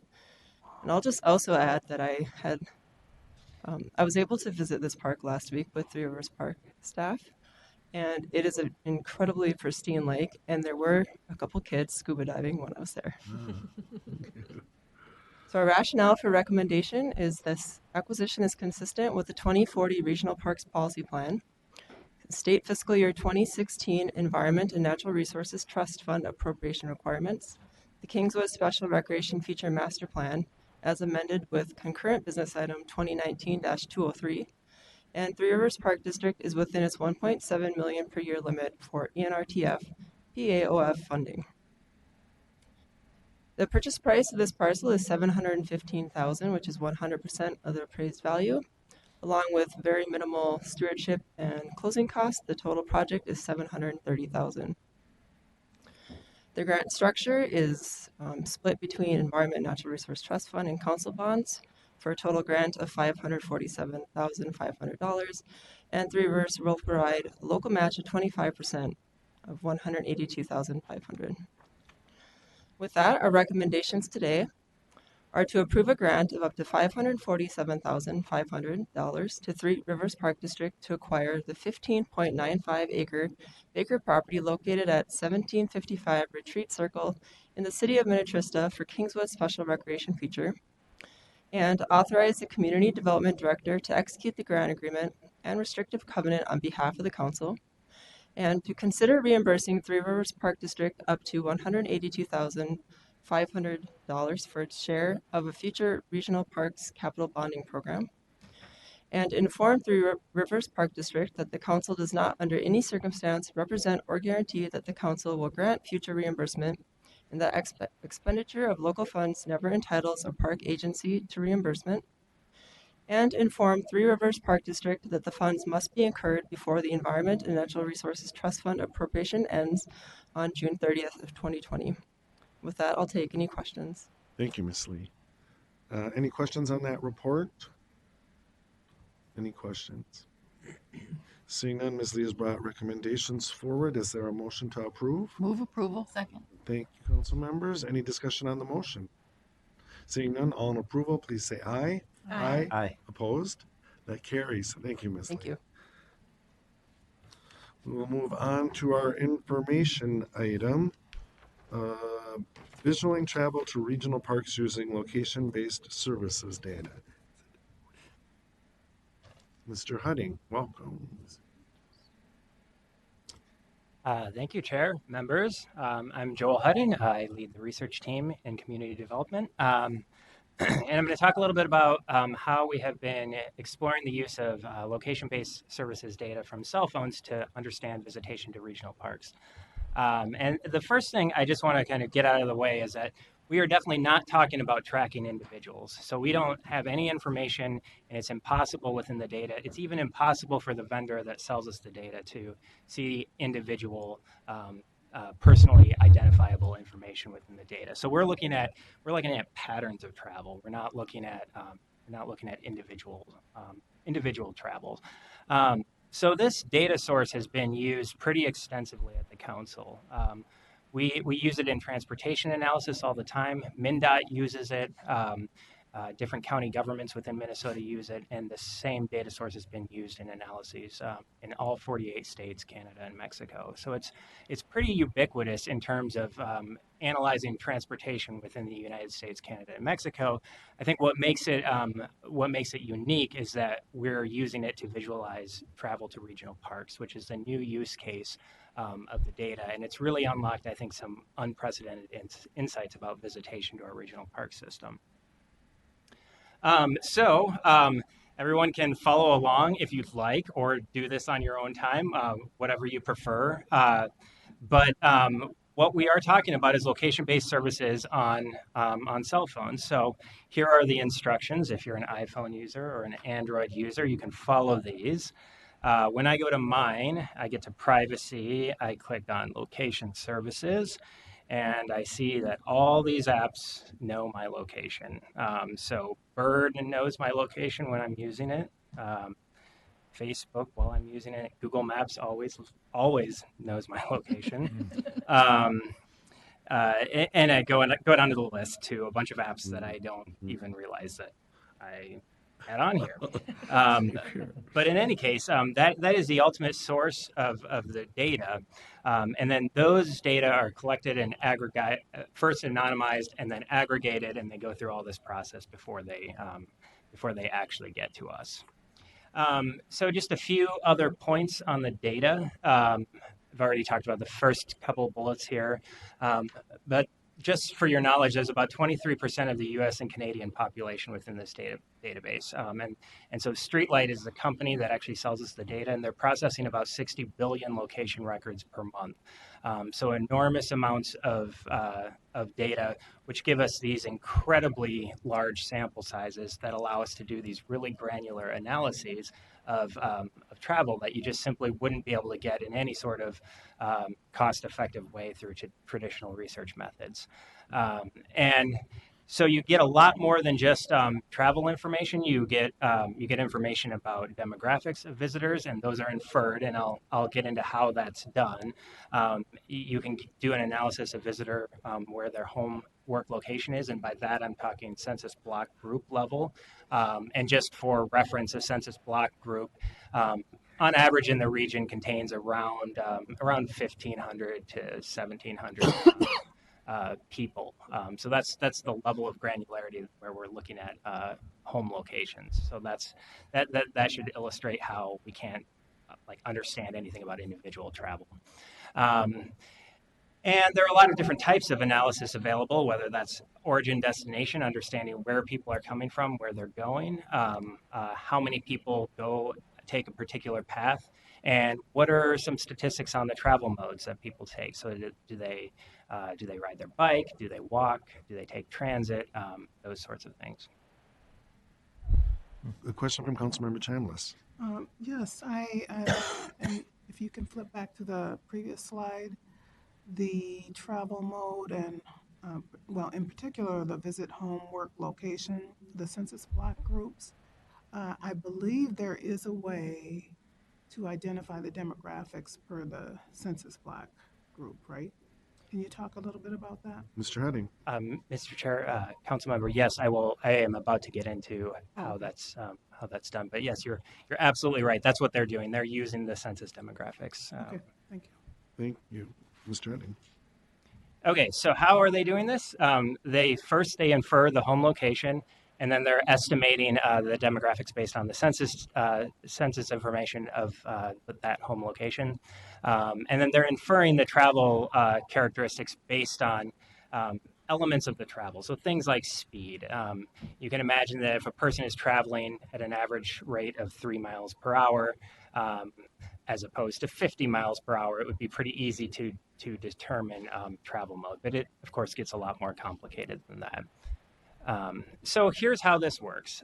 So this is what Streetlight sees. This is the company that sells the data to us and MnDOT and others. They see a couple of question marks. So they see some census blocks, and they see a cell phone travel from one census block to the other census block. And they don't know who that is. They just know there's a cell phone moving. And then about 9 hours later, that same cell phone goes back to this other census block. And then it's nighttime. That cell phone stays in that location for 15 hours or so. And then the next day, that cell phone goes to a daycare center and then goes back to this other place. They spend another 9 hours or 8 hours or however long people work at this place. And then they stop and they get some pizza, maybe. And then they go back to this other location. And again, they repeat this cycle where they stay there for 15 hours or so. Forgot their poor kid at the daycare. I knew there was a hole. And they left their kid at the daycare center. That's problematic. And so it becomes really easy to, with a high degree of probability, to be able to infer where the person is, where the person works, and where the person lives. And again, they're doing this at this aggregated geography. So they're not looking at an individual traveling to an individual house. And so now there are some differences in smartphone ownership rates.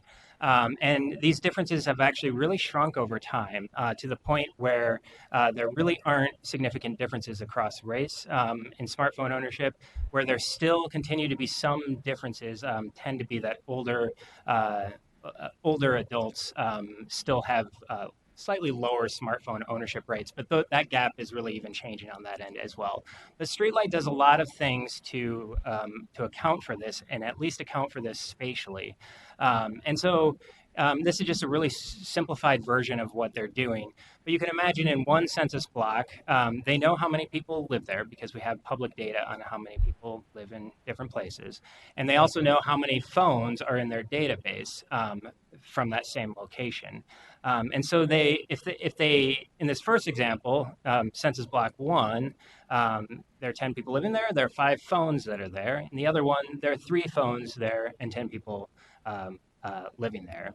So they will weigh those records more, so that if a person makes a trip from block 2, they're going to count more than a person that makes a trip from block 1, because they're not as well represented in the data set.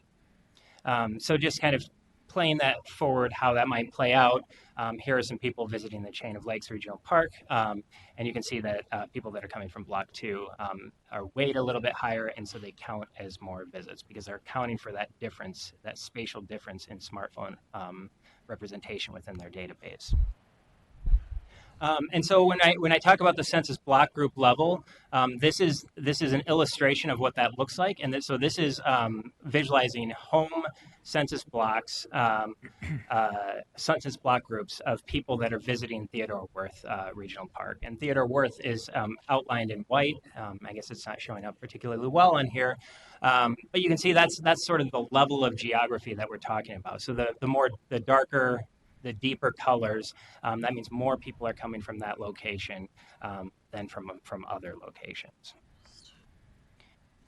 Okay, so just a quick refresher on what we do in terms of parks visitation research. So two of our major programs, we do the annual use estimate. So that's a count of how many people are visiting the regional parks.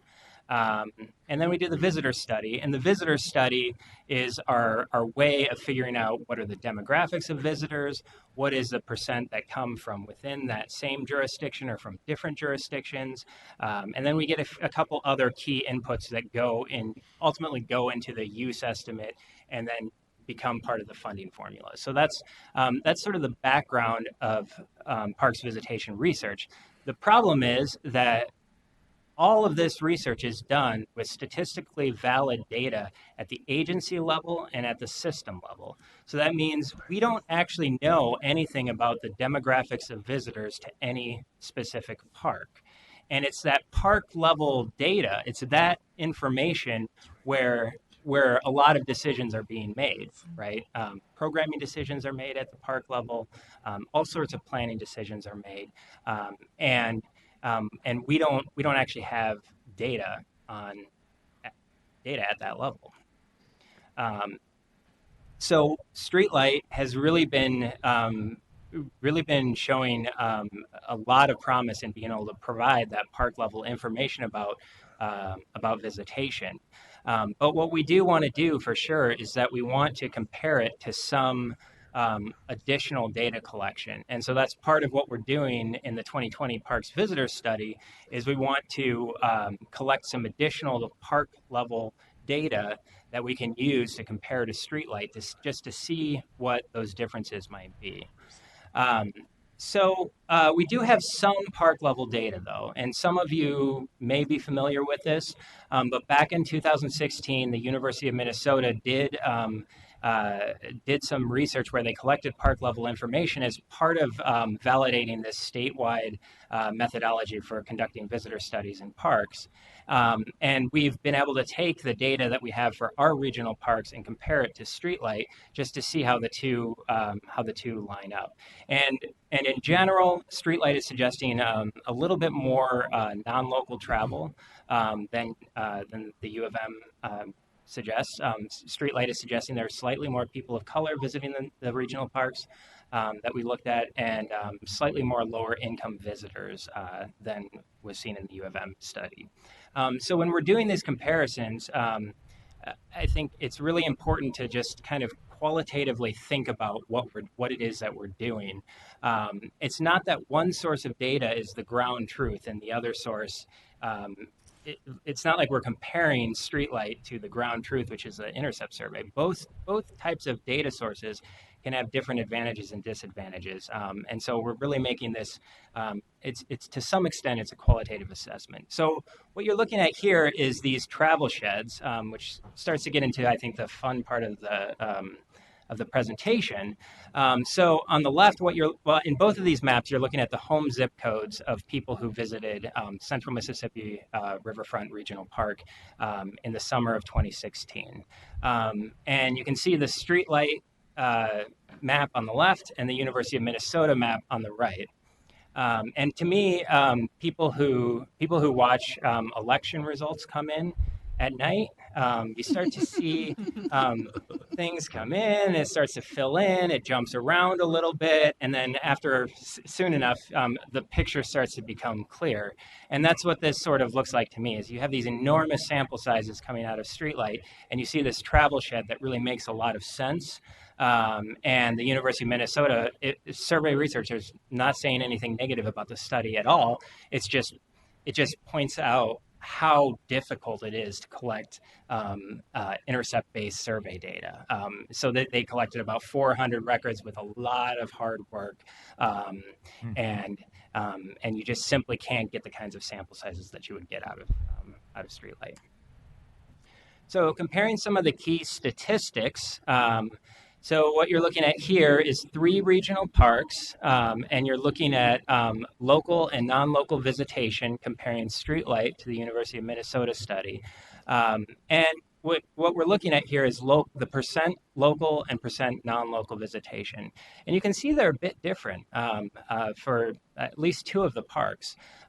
So for both Bryant Lake Regional Park and Central Mississippi Riverfront Regional Park, you can see that streetlight is estimating that there's a lot more non-local visitation than the U of M study. And the estimate is well outside the margin of error for the U of M study. Whereas Lebanon Hills, it's a little bit closer. Now, I'll just take you back to this map. So here's where we're thinking about this, and we're thinking, okay, well, streetlight suggests there's a lot more non-local visitation than the U of M study. Well, these are the maps of that visitation. And the question we'll have to ask ourselves when we're evaluating this is, which one of these are we going to trust? Which one is right? And you know, I think I know what I would do if I were looking at these 2 maps and making that assessment. But, you know, again, there's going to need to be a lot more rigorous analysis to compare these. So looking at demographics, so I mentioned race is a thing that streetlight is inferring. And I would say these pretty much lined up with what the U of M visitor study came up with. You can see they're really pretty close across the board. So this is Central Mississippi Riverfront, this is Bryant Lake, and this is Lebanon Hills. They move directionally in the way you would expect. So as I go from Central Mississippi to Bryant Lake and Lebanon Hills, you can see there's a little bit more white visitation in these other parks, which makes sense. The problem is, of course, that the U of M, they didn't really collect any data on parks that are really in close proximity to large populations of color. And because of that, you end up with these racial demographics that look a lot like the region. And so it's maybe not a full analysis to be able to compare the 2. So we've done some additional park level demographic analysis just to see what streetlight is doing, and things pretty much move as we would expect. So here are a couple of maps, and these are the parks that we chose to analyze for this. So we looked at Theodore Wirth, which is in very close proximity to a large Black population in North Minneapolis. We looked at Nokomis, Hiawatha. That's a place that is it is in a predominantly white area, but it's fairly close to populations of color. And then Phelan, up in the upper right, of course, is in very close proximity to a large Asian population. And then as a reference, Spring Lake down in Dakota County is close to a large white population. So we just wanted to see directionally, how did these line up? And they do directionally line up the way you would expect. So the bars on the far left, that's the percent of white visitors. And you can see Spring Lake is the one that's in Dakota County that we're looking at. It's close to a very large white population, and it has the highest white visitation. Whereas Phelan, on the other hand, very close to that Asian population, about 40% of the visitation at Phelan seems to be from people of color, which is interesting. You also see that Phelan has a lot more Asian visitors. And the trend kind of carries forward for the other parks as well. And I'll get to Theodore Wirth in a minute, And I think that's where the conversation starts to get really interesting. But you can see that Theodore Wirth being directly proximate to that very large black population, you might expect visitation there to be a little bit more, a little bit higher percent black than what is showing up here. And I'll get into that in a minute. So this is another thing that I find pretty compelling. So what we're looking at here is income of visitors at Central Mississippi Riverfront, comparing the U of M study to Streetlight again. And what you see, an interesting thing in this plot is that the lower end of the income spectrum in the University of Minnesota study, you see that it's very different than what Streetlight is coming up with in terms of that distribution. You see that in the middle of the income range and all the way to the highest end of the income range, they're pretty close. They follow each other pretty closely. But on the left side of the income distribution, there's just these what are apparently huge gaps in the University of Minnesota study. And so what could be going on here is that lower income people are less likely to want to report their income for whatever reason on an intercept-based survey, and those are showing up as missing records in the data. And so this may challenge some of the narrative that we've been putting forward, where we see that parks visitors tend to skew higher income. This could challenge it. It could be simply that lower income people are more likely to not report their income. That's a possibility. In any case, Streetlight appears to be picking up those records in other ways. Mr. Hunting, question from Councilmember Chambliss. Thank you, Chair. Mr. Hunting, I just am curious about the visitor study. You know, I don't know if that's on paper or if it's just asking people questions as compared to the intercept study. So you're able to figure out based on the census data and the travel data what the actual income probably is versus what they're reporting. Is that what I'm getting at? Mr. Hunting. Correctly? Mr. Chair, Councilmember, yes, that's exactly that's exactly right. Okay, and I don't know if you're going to talk about this a little bit later, but I'd just like to know, one, how much does the research cost, and how long are we going to be doing the study? I know we've been talking about this a few times with the council, and I guess I have this, I guess my perspective is that we do a lot of studies of demographic information at a lot of cost. And I'm not sure, you know, what the theory was before doing the study, because usually you kind of have a theory, I would imagine, and then you want to see if the study reflects that, or maybe we're just doing a study because that's our analytical process. Can you talk about what the value of this study is and why we're doing it? I know that we are trying to identify the interests of our park visitors, the interests of people of color, and trying to get more people of color to our regional park systems. And then what are the next steps after we look at this research? And what kind of decision points are you looking for? Mr. Hunting. Mr. Chair, Council Member. Okay, so there are a lot of really great questions, and I think I will partially answer some of them in terms of what would we use this information for. I'll answer those, I think, particularly with regard to demographics in the coming slides. However, I'll address some of the points now. So the one piece you asked about is cost, and so we currently do the visitor study, which is that intercept-based survey research. We do that about every 5 years. The last one, I don't know off the top of my head, but it costs close to $300,000. We're budgeting around $500,000 for the next visitor study. Streetlight is essentially free to us. Well, it's not free, but we pay a very small marginal cost because again, this is a large contract between the state of Minnesota and Streetlight, and so the marginal cost for our licenses it's something like $5,000 per user per year going forward. So the Streetlight data are quite cheap in terms of what it costs us as an agency to get those, especially considering the level of information that it can provide. And visitor studies, again, that $500,000, that's going to allow us to have agency level demographics, system level demographics. It's not going to give us demographics of individual parks.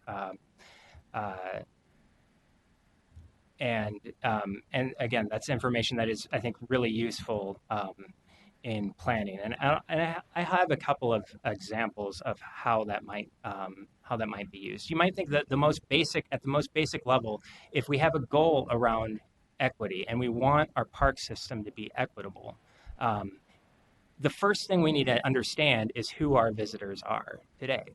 If we don't know who our visitors are or who is visiting the regional parks, then we have no way to say that we're improving equity or not improving equity with our investments.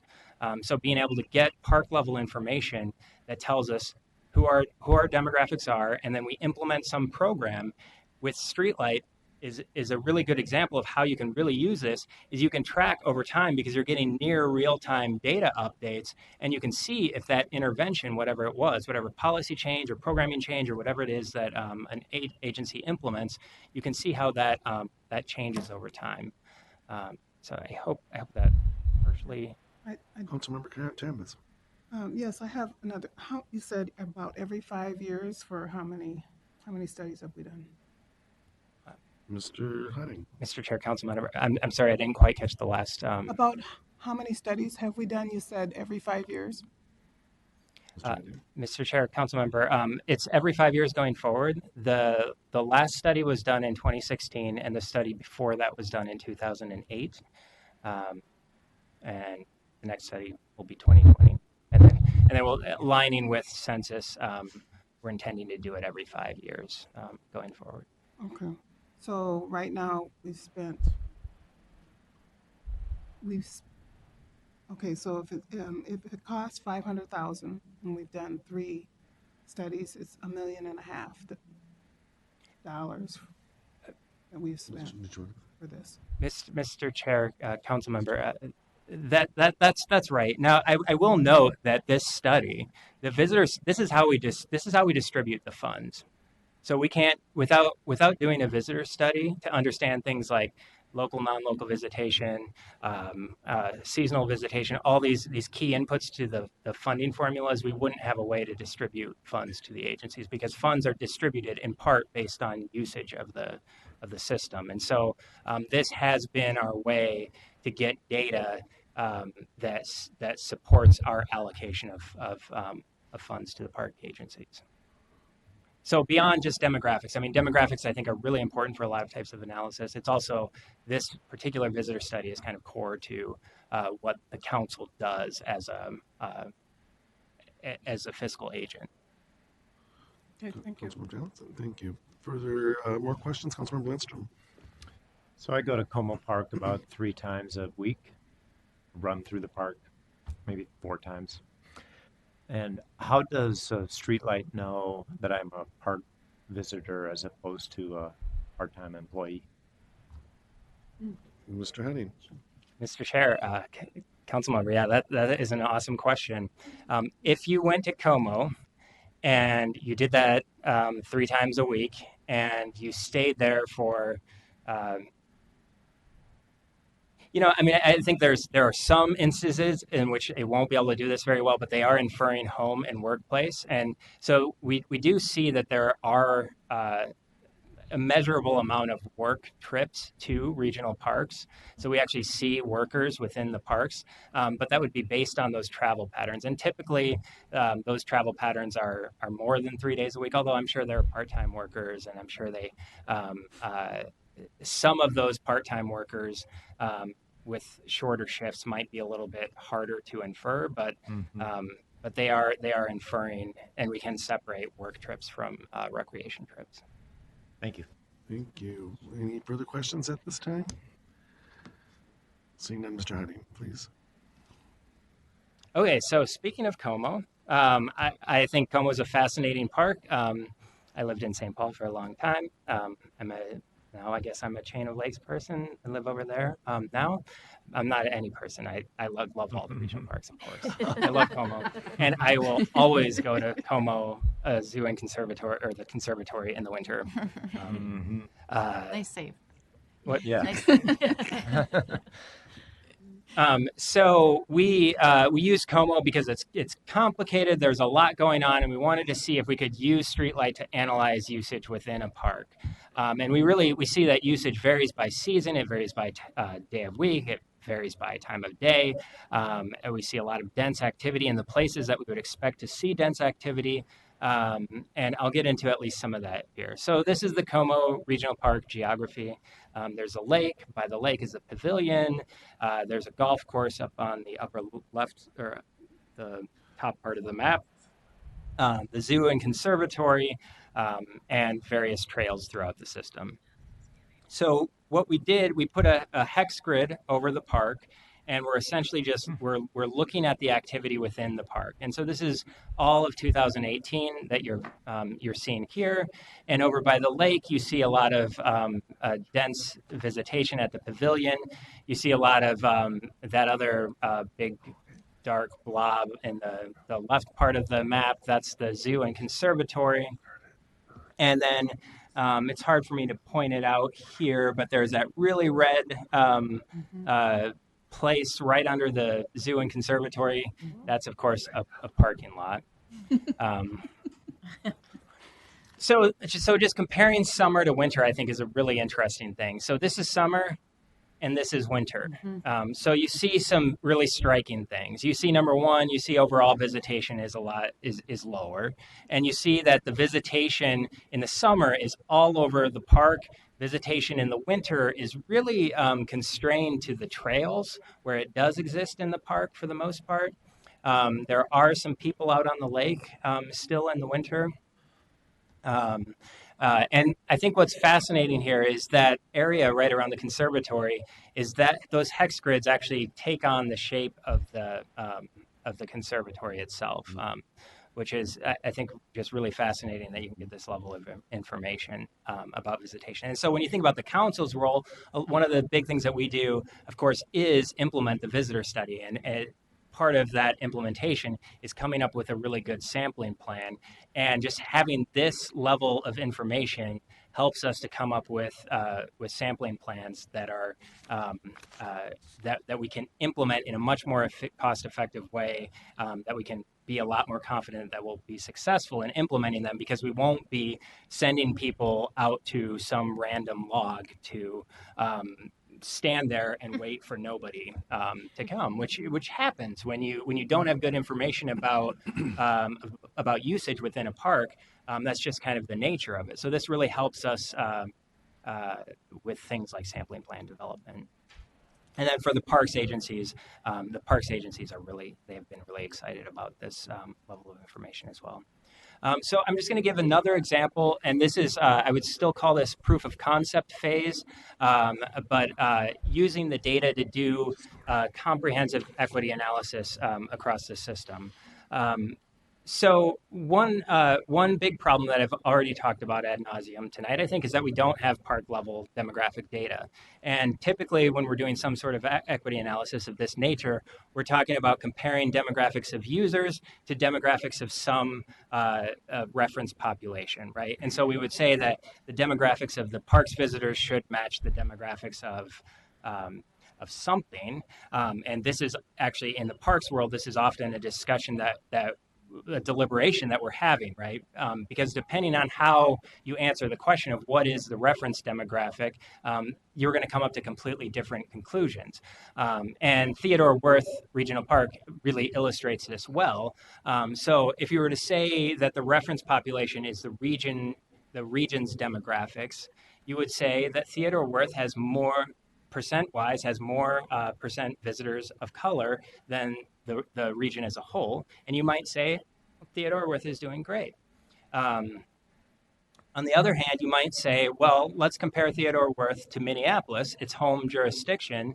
And then you might say, well, actually, Theodore Wirth has slightly fewer percent people of color visiting it than the city of Minneapolis as a whole. So you might come to a completely different conclusion. And the problem is what is your reference population when you're drawing from a broad region? And that really kind of varies by the park. And so we've been working on trying to develop statistical models to tease these things out. And you can imagine that in the simplest form, if you were to control for population and maybe some other spatial factors, you would expect that visitation would essentially take on a sort of bullseye shape where people that live the closest to the park are the most likely to use it, and that sort of fades as you travel out in distance. And so that's sort of the basic concept behind what we're doing. And then if there are holes in that visitation, then that might indicate, and those holes are associated with, say, large populations of color, that might indicate that there is a disparity in visitation. And so Theodore Wirth is one of the parks that we used for this analysis. So again, it's really close to a large Black population, which is shown here in North Minneapolis. And that should be reflected in the demographics of visitors. And so this is the travel shed, and these are the home census block groups of the visitors to Theodore Wirth. And just looking at these two maps back and forth, sorry that they don't align and they're different colors and all that, but you can see that there almost appears to be a little bit of a hole where that population is.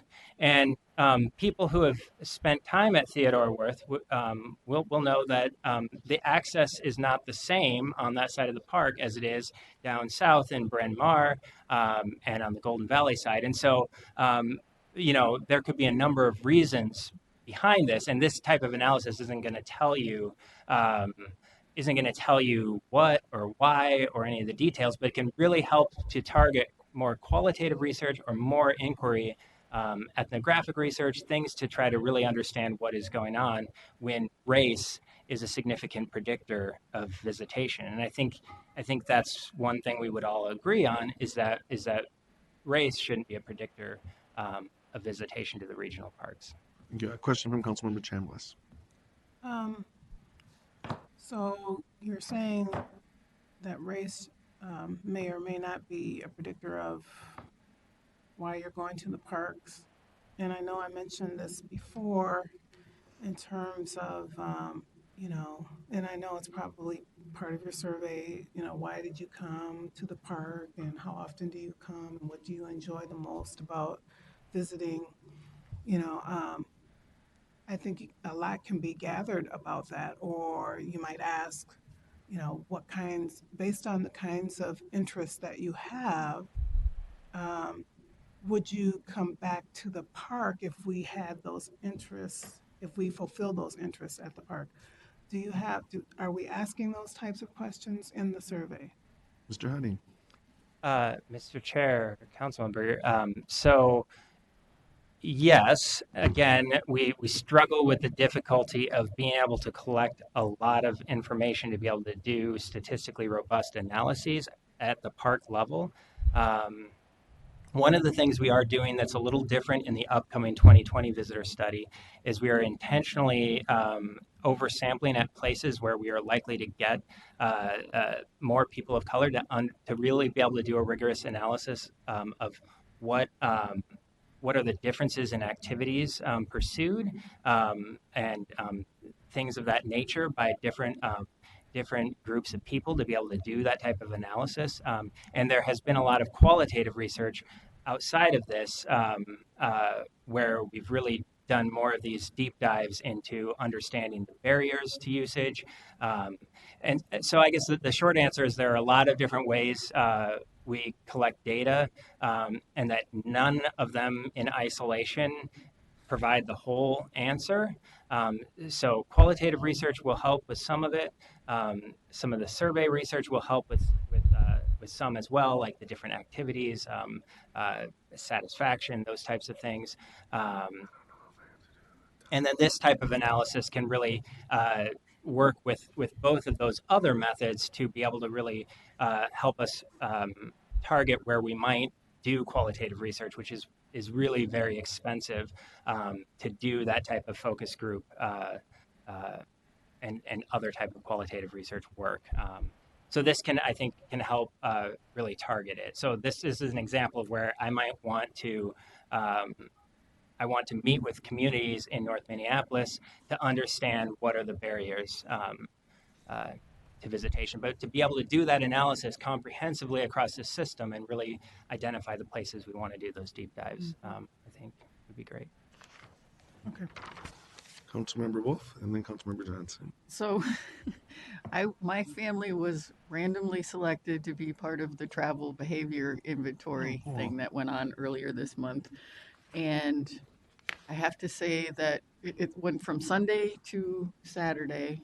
And by Monday, everyone in my family hated that app because it was really inaccurate.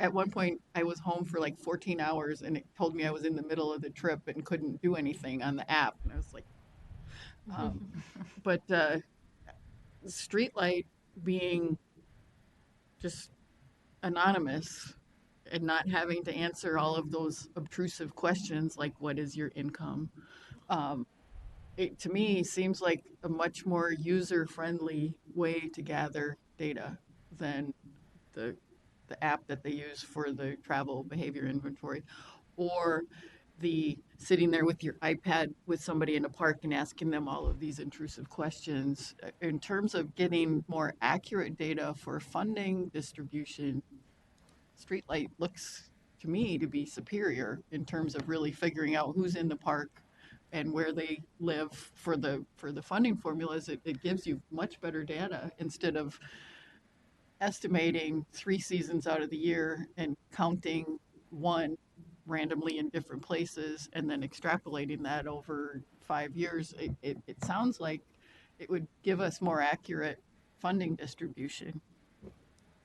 The upside of the intrusive one is that it supposedly gives us better data, but on why people are in the park, but it leaves out all of the other kinds of parks. You know, we're so focused on regional park, but if people are getting their needs met in a different kind of park, so what? They don't care what kind of park it is. They don't care if it's a state park, if it's a regional park, if it's a local park, if they're getting their recreation needs left. And it seems like the thing that we're missing now is the sort of telephone survey or whatever sort of thing where you're reaching out to people not at the park, but just randomly, a random sample throughout the region.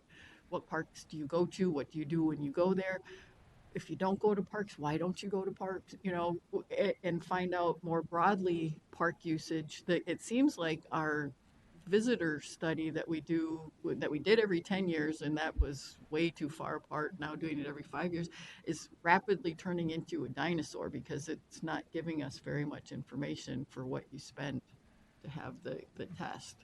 So I guess I would like to see us, it probably takes some legislative action to change how we do this. I don't know, but I would like to see us explore moving away from having that in-person, in the random place visitor study and do more Streetlight and do a survey of people not necessarily in the parks, but just in the region on where are they going in terms of their park needs and what are we missing. And we probably have a better idea of where we need to go in the future than using our dinosaur visitor study. Councilmember Hattlesing, but some is about the exact same point. We're not talking to people who aren't using the parks. Yeah. I'll recognize Councilmember Johnson. I will know we're about a minute away from our time certain for our public hearing. And thank you, Mr. Chair. And I just want to thank Joel and Emmett and Hannah because I had Three Rivers Park District Commissioner reach out to me when the news stories came out about this. And just for level setting briefly, we didn't have quorum at the July meeting when we were going to meet, when this item was going to come before us. And the press got a hold of the one pager without the benefit of the presentation, and it got out there. So there was some concern, I know in my district, from elected and appointed officials perhaps, about the data privacy piece of it. And I just want to reiterate, and I want to thank the team here because I presented to them on Thursday last week that the Met Council is not looking for people's private data. We cannot get it, and Streetlight doesn't have it. This is a tool we've used for transportation planning. Other agencies through the state have done so. And I think that it's really important that this is a partnership with our local implementing agencies. Our park districts are expert in their local parks, and we recognize that. And through our research teams, we can come alongside of their research staff and their teams that are going to be implementing programs and trying to figure out how to best approach equity and get to all that data. I know that the question was asked, will this replace something? And I think, our answer certainly in that meeting was, this is to validate things right now. And they really have that local control. We're partners in that with them. So I really want to thank the Three Rivers Park Board. I'm going to be doing a follow-up on some of the questions that they had, and I would like to at least send them this clip of this discussion so that they do have benefit of the full presentation. So thank you, Mr. Chair, and thank you, Joel, for helping fill me in to explain how this works so that people don't have to be afraid that Met Council is doing something that would be very invasive. In fact, we're trying to not do that. And we really do hold highly our local elected officials to be on the ground doing that work. Thank you, Councilmember.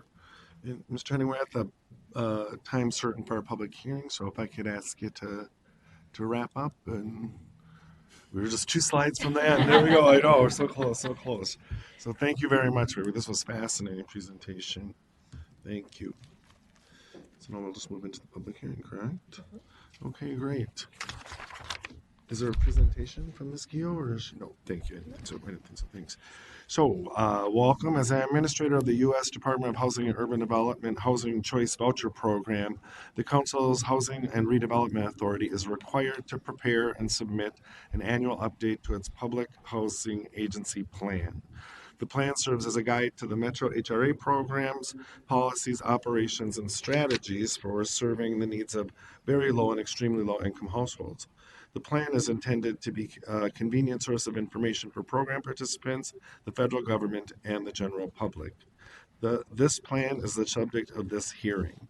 We will now convene the public hearing to take comments on the proposed public housing agency 5-year plan for 2020 to 2024, an annual plan for 2020. So welcome and thanks for attending this hearing. Anyone who wishes will be allowed to provide comments. To accommodate all individuals present, we'll have a loose time limit of comments for individuals of 3 minutes and representatives of organizations for 5 minutes. If you wish to speak at this meeting but have not yet signed in, please sign in at the registration seat in the entrance room. We'll start with anyone who has pre-registered to speak, and I'll call on people to speak in the order in which they signed in. When you speak, please state your name, place of residence, and the organization you represent, if any. Written statements, in addition to oral comments, are accepted. You may leave a printed copy of your remarks if you have one. And staff will bring in the list. Is someone? Ms. Smith, thank you.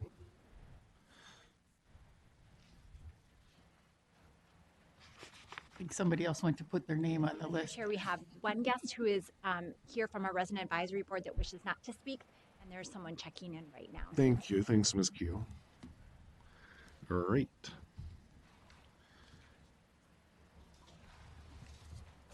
Thank you, Ms. Smith. So the public. So this person to speak, just this person. Okay, thank you. So we did have someone that signed in who is a representative of Residents Council, so thanks for being here. And we do have someone who is signed in and interested in speaking, and that's Ms. Sims. I invite you to come forward, please, and state your name and place of residence and organizational affiliation, if you have one. Nice to see you, Ms. Sims. I'm Michelle Sims. I'm an organizer, advocate with MICA, Metropolitan and Faith Council on affordable housing. I'm a resident of North Minneapolis, 50 years, et cetera. And you all haven't seen me, but I normally come to Met Council meetings. But since you all have been in office, you haven't seen me. I've seen you. And I saw you plenty when I was in Minneapolis. Right. And I guess one of the things that I encourage Met Council and you all to consider doing is having an opportunity for the community to come in and report back to you all. You all don't get to the community, especially the equity committee. So we have to need to come, the opportunity to come to you more than 4 or 5 minutes. You'll hear a lot. It's like the young man was giving information on Worth Park. I live 3 blocks from Worth Park. I know a lot of, I can answer a lot of the questions that he brought up. But in regards to the housing thing, one of the things that came to mind, and I didn't realize that this was on until I sat here, is that in 2014, some of you may realize that Micah and other organizations did complaint to HUD regarding the fair housing.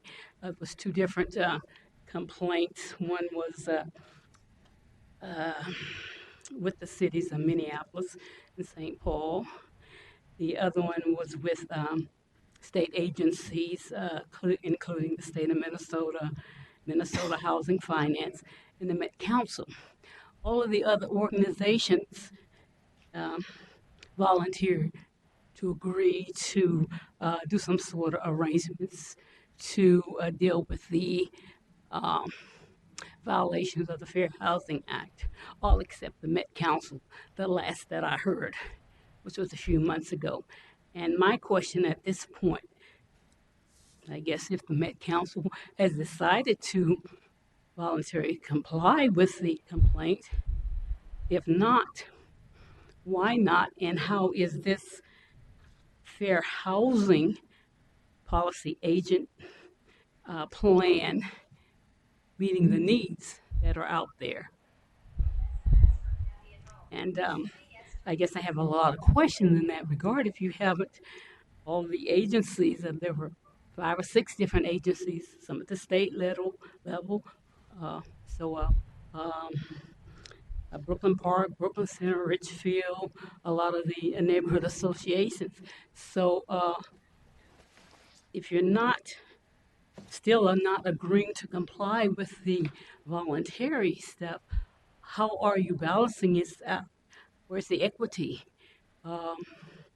Just how are you meeting the needs that are out there? And that's what I would like to know in regards to not only representing Micah, but also I'm on various organizations or committees with the Blue Line Extension, the CAC for the Blue Line Extension, the Environmental Justice of the Minnesota Pollution Control, and several other things. So they all interrelate. And so I'm just kind of at a quiz to why or how, if you're not complying, how are you addressing the need? Thank you. Thank you, Ms. Sims. Thanks for being here. Thanks for your comments. Director Barajas, did you want to respond? Thank you. Thank you, Mr. Chair. I would just note for council members and our guests today that because of the ongoing nature of the HUD complaint, that we won't provide additional detail at this time. There's a long ongoing process that's still kind of hanging out there. And just in general, that I would say the HUD complaint was largely about the council's comprehensive planning responsibilities in relationship to local governments. The Public Housing Agency Plan is related to our responsibilities as a Housing and Redevelopment Authority and follows the strict requirements of the Federal Housing and Urban Development Department in what we need to do in order to meet all of those pieces. And our HRA components were not a portion of the complaint that was filed with HUD. Thank you. Councilmember Wolf? Thank you, Mr. Chair. I would also note that when we have these official public hearings, we're taking comments and then they get responded to later. We don't normally do a back and forth at public hearings. Correct. Thank you. So the public hearing is still open. I have no one else signed up to speak. Is there anyone else that wanted to speak in the public hearing? Anyone else?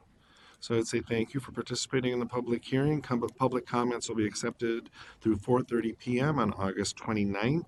To comment on the PHA plan, members of the public may write to the council at 390 Robert Street North in St. Paul, Minnesota, 55101. You can email the council at public info@metc.state.mn.us. You can record a comment on the public comment line at 651-602-1500 or TTY at 651-291-0904. At the close of the public comment process, our staff will prepare a summary of public comments. The council will have an opportunity to review those comments prior to the council action on the PHA plan. This hearing is now adjourned, and seeing no further business before the committee, we're adjourned.